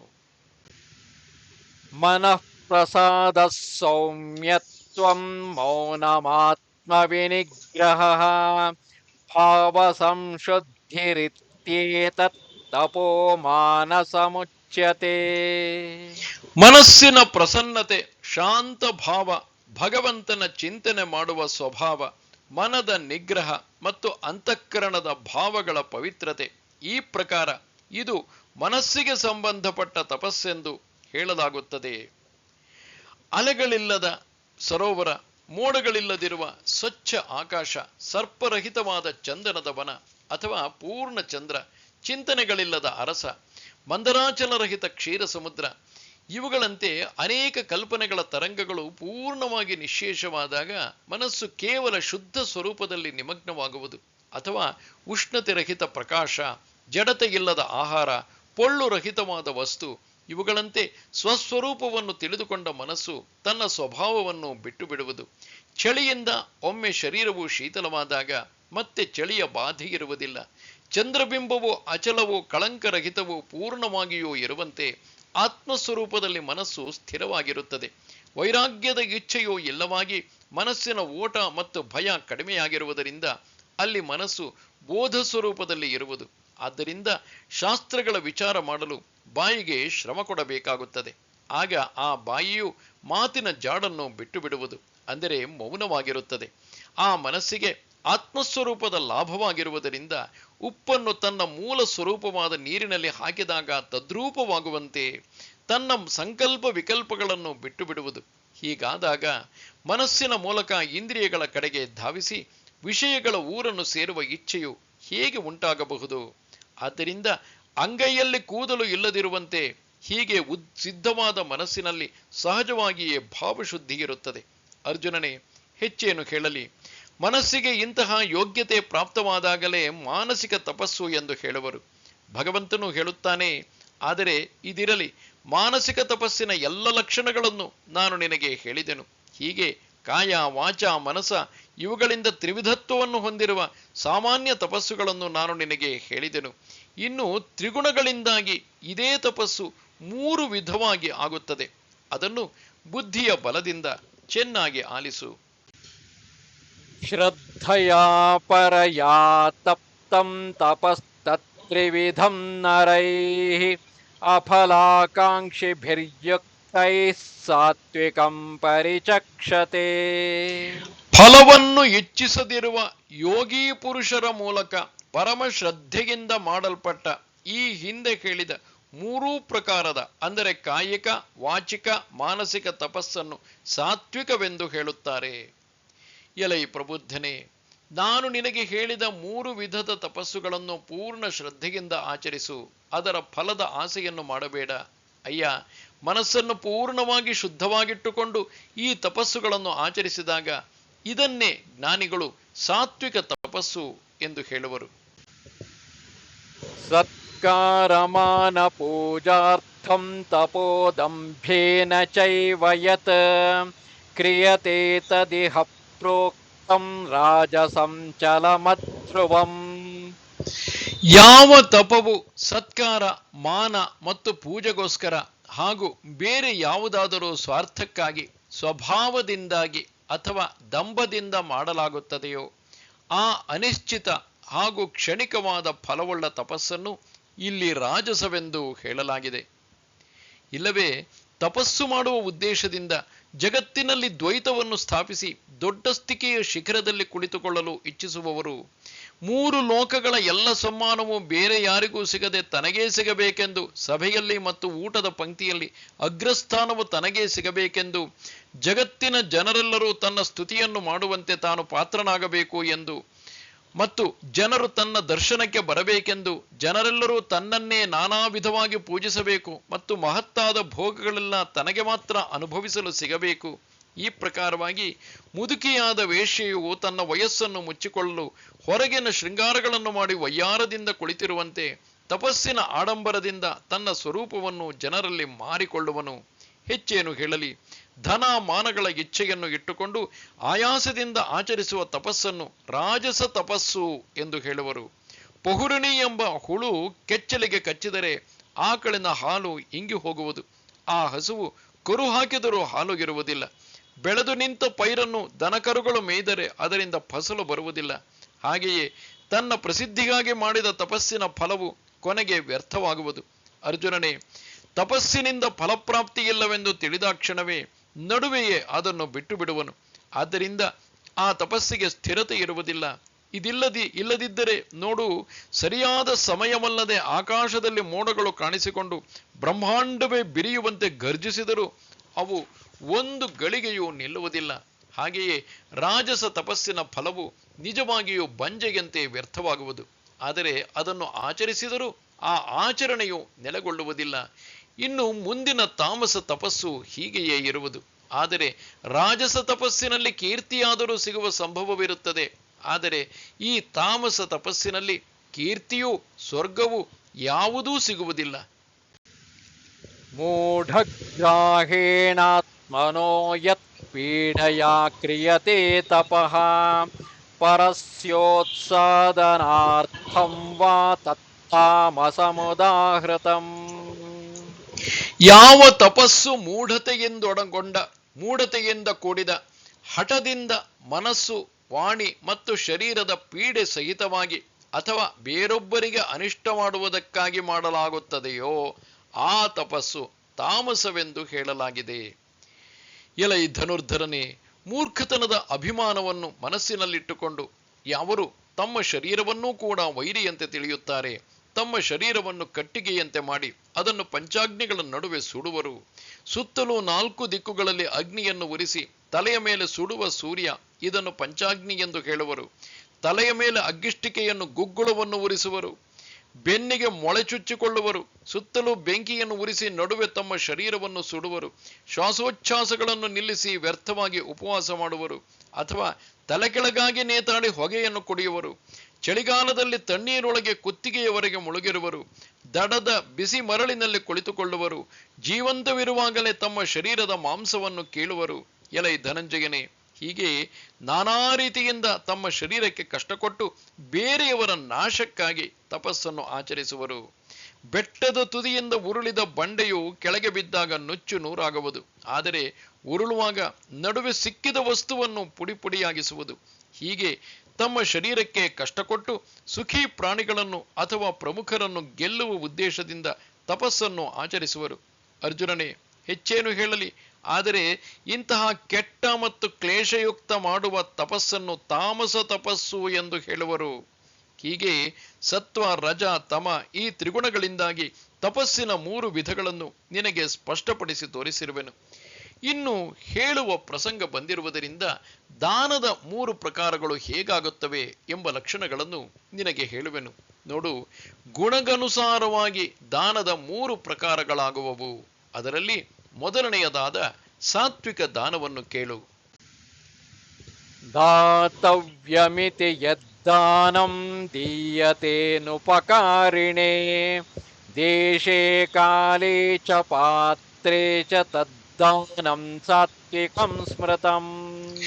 ದಾನ ಕೊಡುವುದೇ ತನ್ನ ಕರ್ತವ್ಯವಾಗಿದೆ ಎಂದು ತಿಳಿದುಕೊಂಡು ಯಾವ ದಾನವು ದೇಶ, ಕಾಲ ಮತ್ತು ಪಾತ್ರನು ಪ್ರಾಪ್ತವಾದಾಗ ಪ್ರತ್ಯುಪಕಾರವನ್ನು ಬಯಸದೆ ನಿಷ್ಕಾಮ ಭಾವದಿಂದ ಕೊಡಲಾಗುವುದೋ ಆ ದಾನವನ್ನು ಸಾತ್ವಿಕವೆಂದು ಹೇಳಲಾಗಿದೆ. ತಾನು ಸ್ವಕಷ್ಟದಿಂದ ಮತ್ತು ಸನ್ಮಾರ್ಗದಿಂದ ಗಳಿಸಿದ ಧನವನ್ನು ಆದರಾತಿಥ್ಯದಿಂದ ಬೇರೆಯವರಿಗೆ ಅರ್ಪಿಸುವುದನ್ನು ಸಾತ್ವಿಕ ದಾನವೆಂದು ಹೇಳುತ್ತಾರೆ. ಉತ್ತಮವಾದ ಬೀಜವು ದೊರಕಿದಾಗ ಹದವಾದ ಭೂಮಿಯ ಮತ್ತು ನೀರಿನ ಕೊರತೆ ಬೀಳುವುದು. ಅದರಂತೆ ದಾನವನ್ನು ಕೊಡಬೇಕೆಂದಾಗ ದಾನಕ್ಕೆ ಯೋಗ್ಯ ಪಾತ್ರದ ವ್ಯಕ್ತಿ ದೇಶ ಕಾಲಗಳ ಕೊರತೆಯಾಗುವುದು. ಬೆಲೆಬಾಳುವ ರತ್ನವು ದೊರಕಿದಾಗ ಕುಂದಣದ ಕೊರತೆ ಬೀಳುವುದು. ಅಕಸ್ಮಾತ್ತಾಗಿ ಬಂಗಾರವು ದೊರಕಿದರೂ ಒಡವೆಗಳನ್ನು ಹಾಕಲು ಅವಯವಗಳ ಕೊರತೆ ಇರುತ್ತದೆ. ಆದರೆ ದೀಪಾವಳಿಯಂತಹ ಹಬ್ಬ, ತಮ್ಮ ಆಪ್ತವರ್ಗ ಮತ್ತು ಸಂಪತ್ತು, ಈ ಮೂರೂ ಯೋಗಗಳು ಒಂದೆಡೆ ಸೇರಬೇಕಾದರೆ ಭಾಗ್ಯವೇ ಕೂಡಿರಬೇಕು. ಹಾಗೆಯೇ ತನ್ನ ಕೈಯಿಂದ ದಾನವು ನಡೆಯಬೇಕಾದರೆ ಸತ್ವಗುಣದ ಸಹಾಯ, ದೇಶ, ಕಾಲ, ಸತ್ಪಾತ್ರ ಬ್ರಾಹ್ಮಣ ಮತ್ತು ಧನ ಇವೆಲ್ಲ ಯೋಗಗಳು ಅನುಕೂಲವಾಗಿರಬೇಕು. ಮೊದಲಿಗೆ ಪ್ರಯತ್ನದಿಂದ ಆದಷ್ಟು ದಾನ ಮಾಡಲು ಕುರುಕ್ಷೇತ್ರ ಅಥವಾ ಕಾಶಿಯಂತಹ ದೇಶವಿರಬೇಕು. ಇಲ್ಲವೇ ಇವುಗಳಿಗೆ ಸಮಾನವಾದ ದೇಶಗಳು ಇರಬೇಕು. ಆ ಪುಣ್ಯಕ್ಷೇತ್ರಗಳಲ್ಲಿ ಸೂರ್ಯಗ್ರಹಣ ಅಥವಾ ಚಂದ್ರಗ್ರಹಣಗಳಂತಹ ಪರ್ವಕಾಲವಿರಬೇಕು. ಇಲ್ಲವೇ ಅದರ ಯೋಗ್ಯತೆಯ ಬೇರೆ ಕಾಲವಿರಬೇಕು. ಇಂತಹ ದೇಶ ಕಾಲಗಳಲ್ಲಿ ಶುಚಿರ್ಭೂತದ ಸಾಕ್ಷಾತ್ ಮೂರ್ತಿಯಂತಿರುವ ಸತ್ಪಾತ್ರವೂ ಇರಬೇಕು. ಆಚಾರದ ಮುಖ್ಯ ಸ್ಥಾನವಾದ, ವೇದಗಳ ವಸತಿ ಸ್ಥಾನವಾದ ಉತ್ತಮ ಸತ್ಪಾತ್ರ ಬ್ರಾಹ್ಮಣನು ದೊರಕಿದಾಗ ಆ ಬ್ರಾಹ್ಮಣನಿಗೆ ಕೊಡುವ ದಾನದಲ್ಲಿನ ತನ್ನ ಸತ್ತೆಯನ್ನು ತೆಗೆದುಹಾಕಿ ಸ್ತ್ರೀಯು ತನ್ನ ಪತಿಯ ಬಳಿ ಸ್ವಸಂತೋಷದಿಂದ ಹೋಗುವಂತೆ ಅವನಿಗೆ ದಾನವನ್ನು ಅರ್ಪಿಸಬೇಕು. ಅಥವಾ ಯಾರಾದರೂ ತನ್ನಲ್ಲಿ ಒತ್ತೆ ಇಟ್ಟ ದ್ರವ್ಯವನ್ನು ಆತನಿಗೆ ಹಿಂದಿರುಗಿಸಿ ಸಂತೋಷದಿಂದ ಬಿಡುಗಡೆ ಹೊಂದುವನು. ಅಥವಾ ರಾಜಸೇವಕನು ತನ್ನಲ್ಲಿದ್ದ ತಾಂಬೂಲವನ್ನು ರಾಜನಿಗೆ ಅರ್ಪಿಸುವನು. ಅದರಂತೆಯೇ ನಿಷ್ಕಾಮ ಬುದ್ಧಿಯಿಂದ ಭೂಮಿಯೇ ಮೊದಲಾದ ದಾನವನ್ನು ಬ್ರಾಹ್ಮಣನಿಗೆ ಅರ್ಪಿಸಬೇಕು. ಆ ದಾನದ ವಿಷಯದಲ್ಲಿ ಯಾವುದೇ ಫಲೇಚ್ಛೆ ಇರಬಾರದು. ದಾನ ಕೊಡುವವನಿಂದ ತನಗೆ ದಾನದ ಬದಲಿಗೆ ಯಾವುದೇ ಲಾಭವಾಗದಿರುವಂತಹವನಿಗೆ ದಾನವನ್ನು ಕೊಡಬೇಕು. ಆಕಾಶದಲ್ಲಿ ಎಷ್ಟೇ ಕೂಗಿದರೂ ಅದರ ಪ್ರತಿಧ್ವನಿಯು ಬರುವುದಿಲ್ಲ. ಕನ್ನಡಿಯ ಹಿಂಬದಿಯಲ್ಲಿ ಪ್ರತಿಬಿಂಬವು ಕಾಣಿಸುವುದಿಲ್ಲ. ಅಥವಾ ನೀರಿನ ಮೇಲೆ ಚೆಂಡನ್ನು ಎಸೆದಾಗಲೂ ಅದು ಪುಟಿದು ತನ್ನ ಕೈಗೆ ಬರುವುದಿಲ್ಲ. ಗೂಳಿಗೆ ಮೇವು ಹಾಕಿದರೂ ಅದು ಉಪಕಾರವೆಂದು ಭಾವಿಸುವುದಿಲ್ಲ. ಅಥವಾ ಕೃತಜ್ಞನಿಗೆ ಮಾಡಿದ ಉಪಕಾರವನ್ನು ಅವನು ತೀರಿಸುವುದಿಲ್ಲ. ಹಾಗೆಯೇ ದಾನ ಮಾಡುವವನು ಯಾವ ರೀತಿಯಲ್ಲಿಯೂ ಉಪಕಾರ ಮಾಡದಿರುವ ಮನುಷ್ಯನಿಗೆ ದಾನವನ್ನು ಕೊಡಬೇಕು. ದಾನವನ್ನು ಕೊಟ್ಟ ಬಗ್ಗೆ ಅಭಿಮಾನವನ್ನು ಇರಿಸಬಾರದು. ವೀರವರನಾದ ಅರ್ಜುನನೇ, ಹೀಗೆ ಎಲ್ಲ ಸಾಮಗ್ರಿಗಳಿಂದ ಯುಕ್ತವಾದ ದಾನವು ಎಲ್ಲದರಲ್ಲಿ ಶ್ರೇಷ್ಠವಾದ ಸಾತ್ವಿಕ ದಾನವೆಂದು ನೀನು ತಿಳಿ. ಅದೇ ದಾನಕ್ಕೆ ಯೋಗ್ಯ ದೇಶ, ಕಾಲವು, ಪಾತ್ರವು ಯೋಗ್ಯವಾಗಿರಬೇಕು. ದಾನ ಮಾಡುವ ದ್ರವ್ಯವು ನಿರ್ಮಲ ಹಾಗೂ ಶಾಸ್ತ್ರಾನುಸಾರವಾಗಿರಬೇಕು.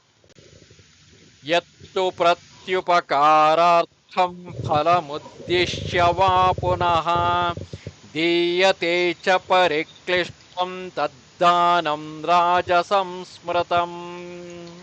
ಆದರೆ ಯಾವ ದಾನವು ಕ್ಲೇಶಪೂರ್ವಕವಾಗಿ ಹಾಗೂ ಪ್ರತ್ಯುಪಕಾರದ ಪ್ರಯೋಜನದಿಂದ ಅಥವಾ ಫಲವನ್ನು ದೃಷ್ಟಿಯಲ್ಲಿ ಇಟ್ಟುಕೊಂಡು ಕೊಡಲಾಗುತ್ತದೆಯೋ ಆ ದಾನವು ರಾಜಸವೆಂದು ಹೇಳಲಾಗಿದೆ. ಆದರೆ ಮನಸ್ಸಿನಲ್ಲಿ ಹಾಲಿನ ಇಚ್ಛೆಯನ್ನಿರಿಸಿಕೊಂಡು ಹಸುವನ್ನು ಚೆನ್ನಾಗಿ ಮೇಯಿಸುವಂತೆ ಅಥವಾ ಕಣಜ ತುಂಬ ಧಾನ್ಯವನ್ನು ತುಂಬುವುದಕ್ಕಾಗಿಯೇ ಹೊಲದಲ್ಲಿ ಶ್ರಮಪಟ್ಟು ಬಿತ್ತುವಂತೆ ಅಥವಾ ಉಡುಗೊರೆಯ ಮೇಲೆ ದೃಷ್ಟಿಯನ್ನು ಇಟ್ಟುಕೊಂಡೇ ಲಗ್ನ ಕಾರ್ಯದಲ್ಲಿ ನೆಂಟರಿಷ್ಟರನ್ನು ಆಮಂತ್ರಿಸಿದಂತೆ ಅಥವಾ ಸಂಕ್ರಾಂತಿ ಕಾಲದ ಉಡುಗೊರೆಯನ್ನು ಮರಳಿ ಬರುವ ಸ್ಥಳ ನೋಡಿ ಕೊಡುವಂತೆ, ಇಲ್ಲವೇ ಮೊದಲು ಲಂಚ ಪಡೆದು ಬಳಿಕ ಇತರರ ಕಾರ್ಯ ಮಾಡಿಕೊಡುವಂತೆ, ಹಣವನ್ನು ಪಡೆದು ರೋಗಿಗಳಿಗೆ ಔಷಧ ಕೊಡುವಂತೆ, ದಾನ ಪಡೆದವನ ರಕ್ಷಣೆಯಾಗಿ ಅವನು ತನ್ನನ್ನು ಹೊಗಳಬೇಕೆಂಬ ಉದ್ದೇಶದಿಂದ ದಾನ ಮಾಡುವರು. ಅರ್ಜುನನೇ, ಇಲ್ಲವೇ ದಾರಿಯಲ್ಲಿ ಹೋಗುವಾಗ ಉತ್ತಮ ಬ್ರಾಹ್ಮಣನು ಭೆಟ್ಟಿಯಾದರೂ ಅವನಿಂದ ಪ್ರತ್ಯುಪಕಾರವಾಗದು ಎಂದು ತಿಳಿದರೆ ಮಾಡಿದ ದಾನದ ಪ್ರಸಿದ್ಧಿಯು ಮಾಡಲಾರನೆಂದು ತಿಳಿದು ಕಿರೀಟಿಯೇ ಅವನಿಗೆ ಒಂದು ಕವಡೆ ಕಾಸನ್ನು ದಾನವಾಗಿ ಕೊಟ್ಟು ತನ್ನ ಎಲ್ಲ ಆಪ್ತವರ್ಗದವರ ಪ್ರಾಯಶ್ಚಿತ್ತದ ಸಂಕಲ್ಪ ಮಾಡಿಸಿ ಅವನ ಕೈಯಲ್ಲಿ ನೀರು ಬಿಡುವರು.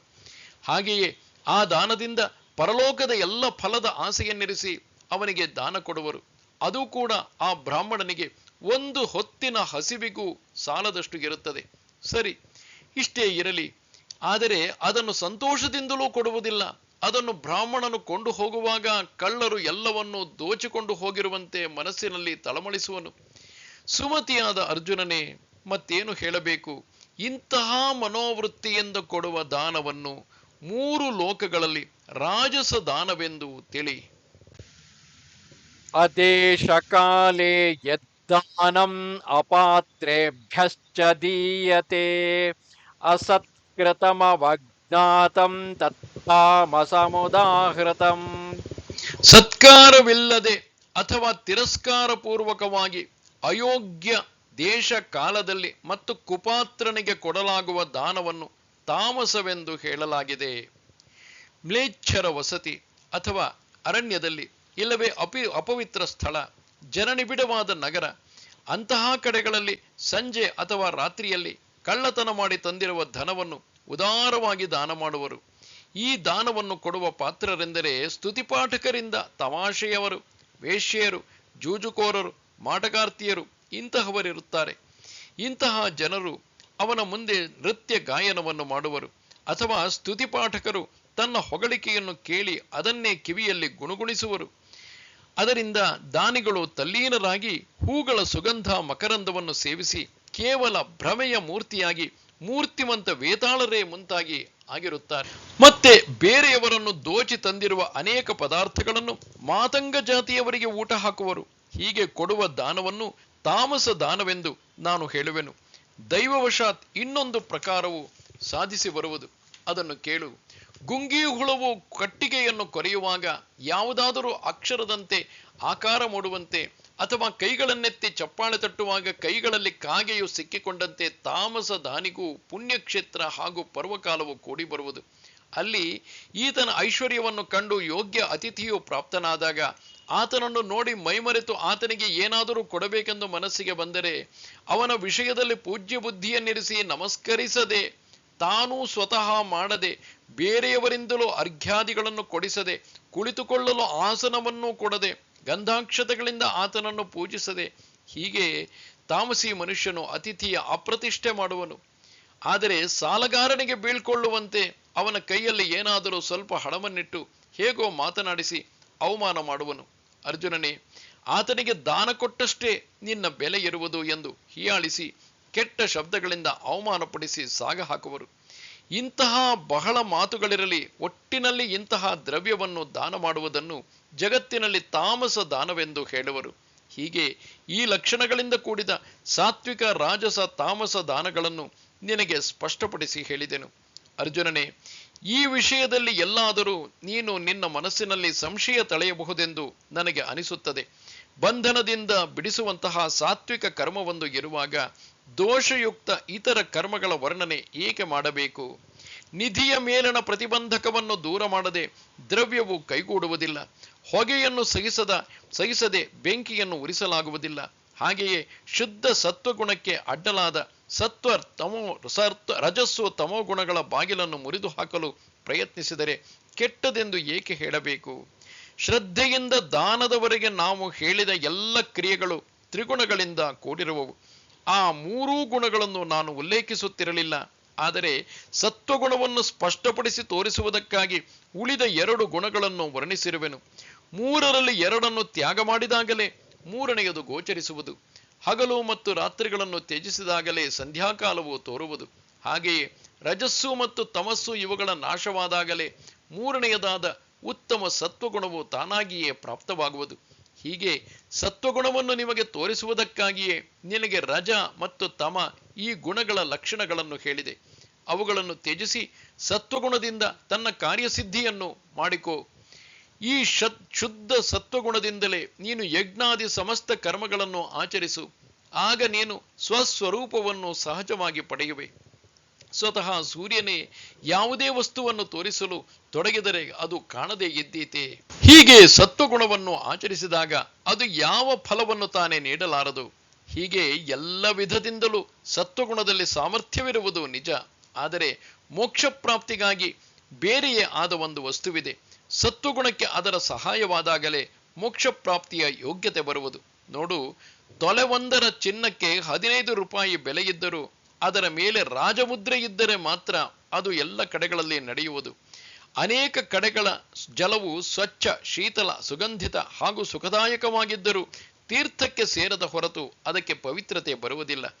ಇತರ ಸ್ಥಳಗಳಲ್ಲಿನ ಜಲವು ಯಾವುದೇ ಯೋಗ್ಯತೆ ಇದ್ದರೂ ಅದನ್ನು ಗಂಗಾ ನದಿಯು ಅಂಗೀಕರಿಸಿದಾಗಲೇ ಅದು ಸಮುದ್ರವನ್ನು ಸೇರಬಹುದು. ಅರ್ಜುನನೇ, ಹಾಗೆಯೇ ಸಾತ್ವಿಕ ಕರ್ಮಗಳ ಆಚರಣೆಯಿಂದ ಮೋಕ್ಷದ ಭೇಟಿಗೆ ಬರುವಾಗ ಪ್ರತಿಬಂಧಕವಾದ ವಸ್ತುವೊಂದು ಬೇರೆಯೇ ಇದೆ.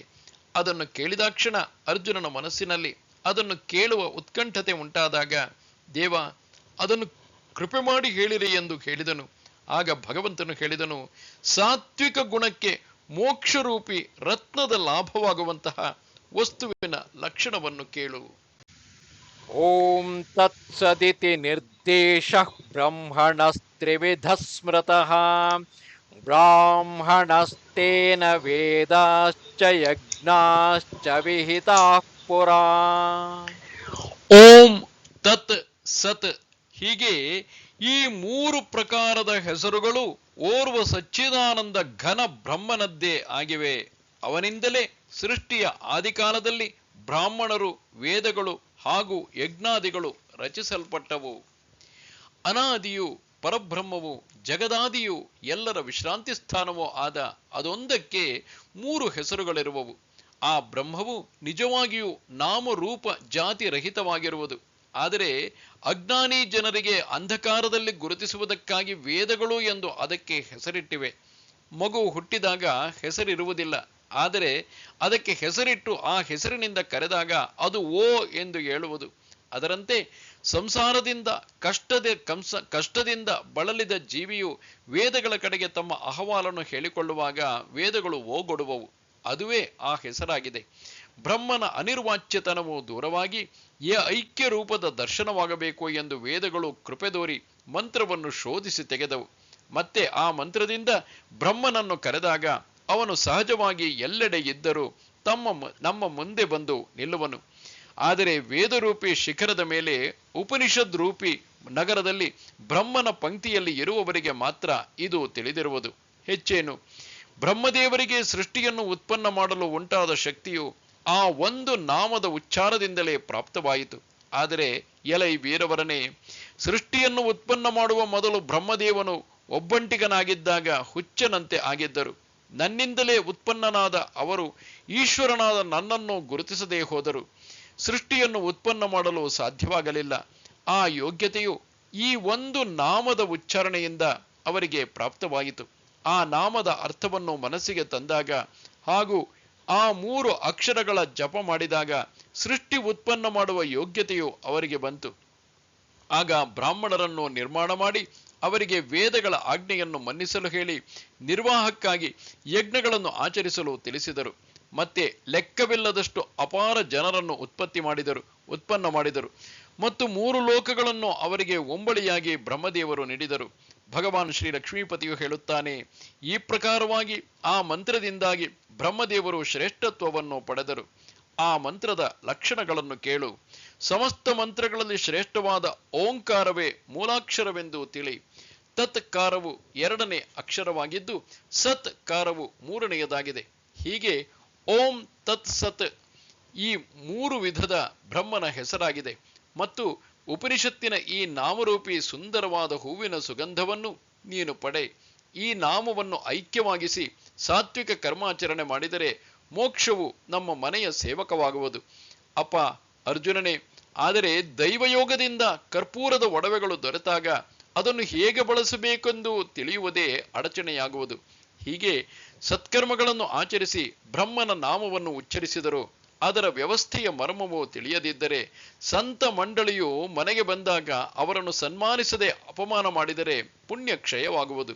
ಅಥವಾ ಸುಂದರವಾದ ನಾನಾ ವಿಧದ ಅಲಂಕಾರಗಳನ್ನು ಗಂಟು ಕಟ್ಟಿ ಕೊರಳಲ್ಲಿ ಹಾಕಿಕೊಂಡಂತಾಗುವುದು. ಹಾಗೆಯೇ ಬಾಯಿಂದ ಬ್ರಹ್ಮನ ನಾಮವನ್ನು ಉಚ್ಚರಿಸಿ ಕೈಗಳಿಂದ ಸಾತ್ವಿಕ ಕರ್ಮಗಳನ್ನು ಆಚರಿಸಿದರೂ ಅವುಗಳ ವ್ಯವಸ್ಥೆಯ ಅರಿವು ಇಲ್ಲದಿದ್ದರೆ ಎಲ್ಲ ಕರ್ಮಗಳು ವ್ಯರ್ಥವಾಗುವವು. ಅಯ್ಯ, ಅನ್ನವು ಸಮೀಪದಲ್ಲಿದ್ದು ಹಸಿವೆಯೂ ಇದ್ದು ಸಣ್ಣ ಮಗುವು ಅದನ್ನು ಊಟ ಮಾಡಲು ತಿಳಿಯದೇ ಇದ್ದುದರಿಂದ ಅದಕ್ಕೆ ಉಪವಾಸವೇ ಆಗುವುದು. ಅರ್ಜುನನೇ, ಎಣ್ಣೆ, ಬತ್ತಿ ಮತ್ತು ಬೆಂಕಿ ಇವುಗಳು ಒಂದೇ ಕಡೆಗಿದ್ದರೂ ದೀಪ ಹಚ್ಚುವ ರೀತಿಯು ತಿಳಿಯದಿದ್ದರೆ ಬೆಳಕು ಹೇಗೆ ಸಿಗಬಹುದು? ಅದರಂತೆಯೇ ಪರ್ವಕಾಲ ಪ್ರಾಪ್ತವಾಗಿ ಕರ್ಮ ಮಾಡುವ ಇಚ್ಛೆಯಿದ್ದು ಮಂತ್ರವು ನೆನಪಾಗಿದ್ದರೂ ಅದರ ವಿನಿಯೋಗವು ತಿಳಿಯದಿದ್ದರೆ ಆ ಎಲ್ಲ ಯೋಗಗಳು ವ್ಯರ್ಥವಾಗುವವು. ಆದ್ದರಿಂದ 3 ಅಕ್ಷರಗಳ ಈ ಪರಬ್ರಹ್ಮ ನಾಮದ ವಿನಿಯೋಗವನ್ನು ಹೇಗೆ ಮಾಡಬೇಕೆಂಬುದನ್ನು ಹೇಳುವೆನು ಕೇಳು. ತಸ್ಮಾದೋಮಿತ್ಯುದಾಹೃತ್ಯ ಯಜ್ಞದಾನ ತಪಃ ಕ್ರಿಯಾಃ ಪ್ರವರ್ತಂತೆ ವಿಧಾನೋಕ್ತಾಃ ಸತತಂ ಬ್ರಹ್ಮವಾದಿನಾಂ. ಆದ್ದರಿಂದ ವೇದ ಮಂತ್ರಗಳನ್ನು ಉಚ್ಚರಿಸುವ ಶ್ರೇಷ್ಠ ಪುರುಷರ ಶಾಸ್ತ್ರ ವಿಧಿಯಿಂದ ನಿಯತವಾದ ಯಜ್ಞ, ದಾನ ಮತ್ತು ತಪೋರೂಪವಾದ ಕ್ರಿಯೆಗಳು ಸದಾ ಓಂ ಎಂಬ ಈ ಪರಮಾತ್ಮನ ಹೆಸರನ್ನು ಉಚ್ಚಾರಣೆ ಮಾಡಿಯೇ ಆರಂಭವಾಗುತ್ತವೆ. ಈ ಪರಬ್ರಹ್ಮನ 3 ನಾಮದ ಅಕ್ಷರಗಳನ್ನು ಕರ್ಮದ ಮೊದಲಿಗೆ, ನಡುವಿನಲ್ಲಿ, ಕೊನೆಯಲ್ಲಿ ಯೋಜಿಸಬೇಕು. ಎಲೈ ಕಿರೀಟಿಯೇ, ಇದೊಂದೇ ಉಪಾಯವನ್ನು ಎತ್ತಿಕೊಂಡು ಬ್ರಹ್ಮವೇತ್ತರು ಬ್ರಹ್ಮನ ದರ್ಶನಕ್ಕೆ ಬರುವರು. ಶಾಸ್ತ್ರಗಳನ್ನು ತಿಳಿದುಕೊಂಡಿರುವವರು ಬ್ರಹ್ಮನೊಂದಿಗೆ ಐಕ್ಯವಾಗಲು ಯಜ್ಞಾದಿ ಕ್ರಿಯೆಗಳನ್ನು ತ್ಯಾಗ ಮಾಡುವುದಿಲ್ಲ. ಅವರು ಮೊದಲೇ ಧ್ಯಾನದಿಂದ ಓಂಕಾರವನ್ನು ಸಿದ್ಧ ಮಾಡಿಕೊಂಡು ಅನಂತರ ಅದನ್ನು ನಾಲಿಗೆಯಿಂದ ಉಚ್ಚರಿಸುವರು.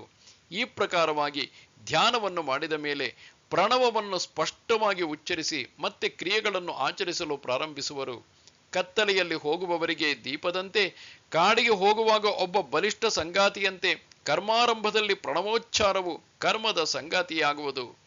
ಧರ್ಮದಿಂದ ಗಳಿಸಿದ ಹೇರಳ ಧನವನ್ನು ವೇದಗಳಲ್ಲಿ ಹೇಳಿದಂತೆ ದೇವತೆಗಳಿಗೆ ಅರ್ಪಿಸಲು ಬ್ರಾಹ್ಮಣರ ಮೂಲಕ ಅಗ್ನಿಮುಖದಲ್ಲಿ ಯಜ್ಞವನ್ನು ಮಾಡುವರು.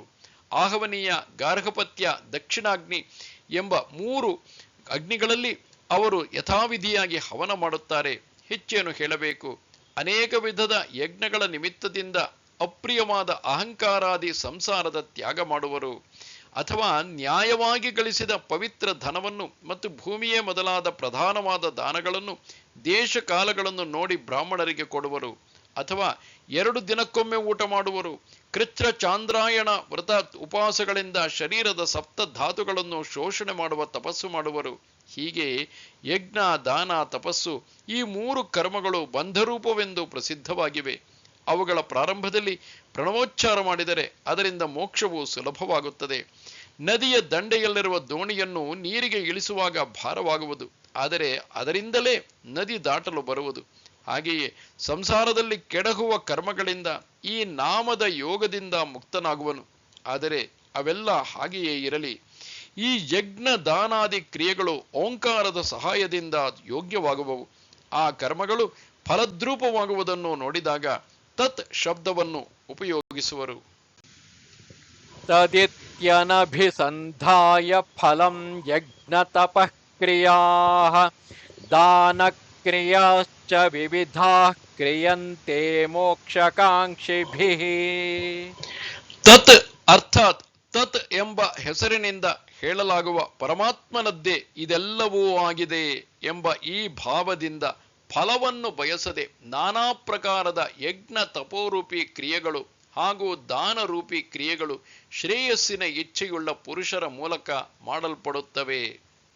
ಸಮಸ್ತ ಜಗತ್ತಿನ ಆಚೆಗಿರುವ ಹಾಗೂ ಎಲ್ಲವನ್ನೂ ಅದೊಂದೇ ನೋಡಬಲ್ಲದೋ ಅಂತಹ ಪರಬ್ರಹ್ಮನನ್ನು ತತ್ ಶಬ್ದದಿಂದ ಹೇಳುತ್ತಾರೆ.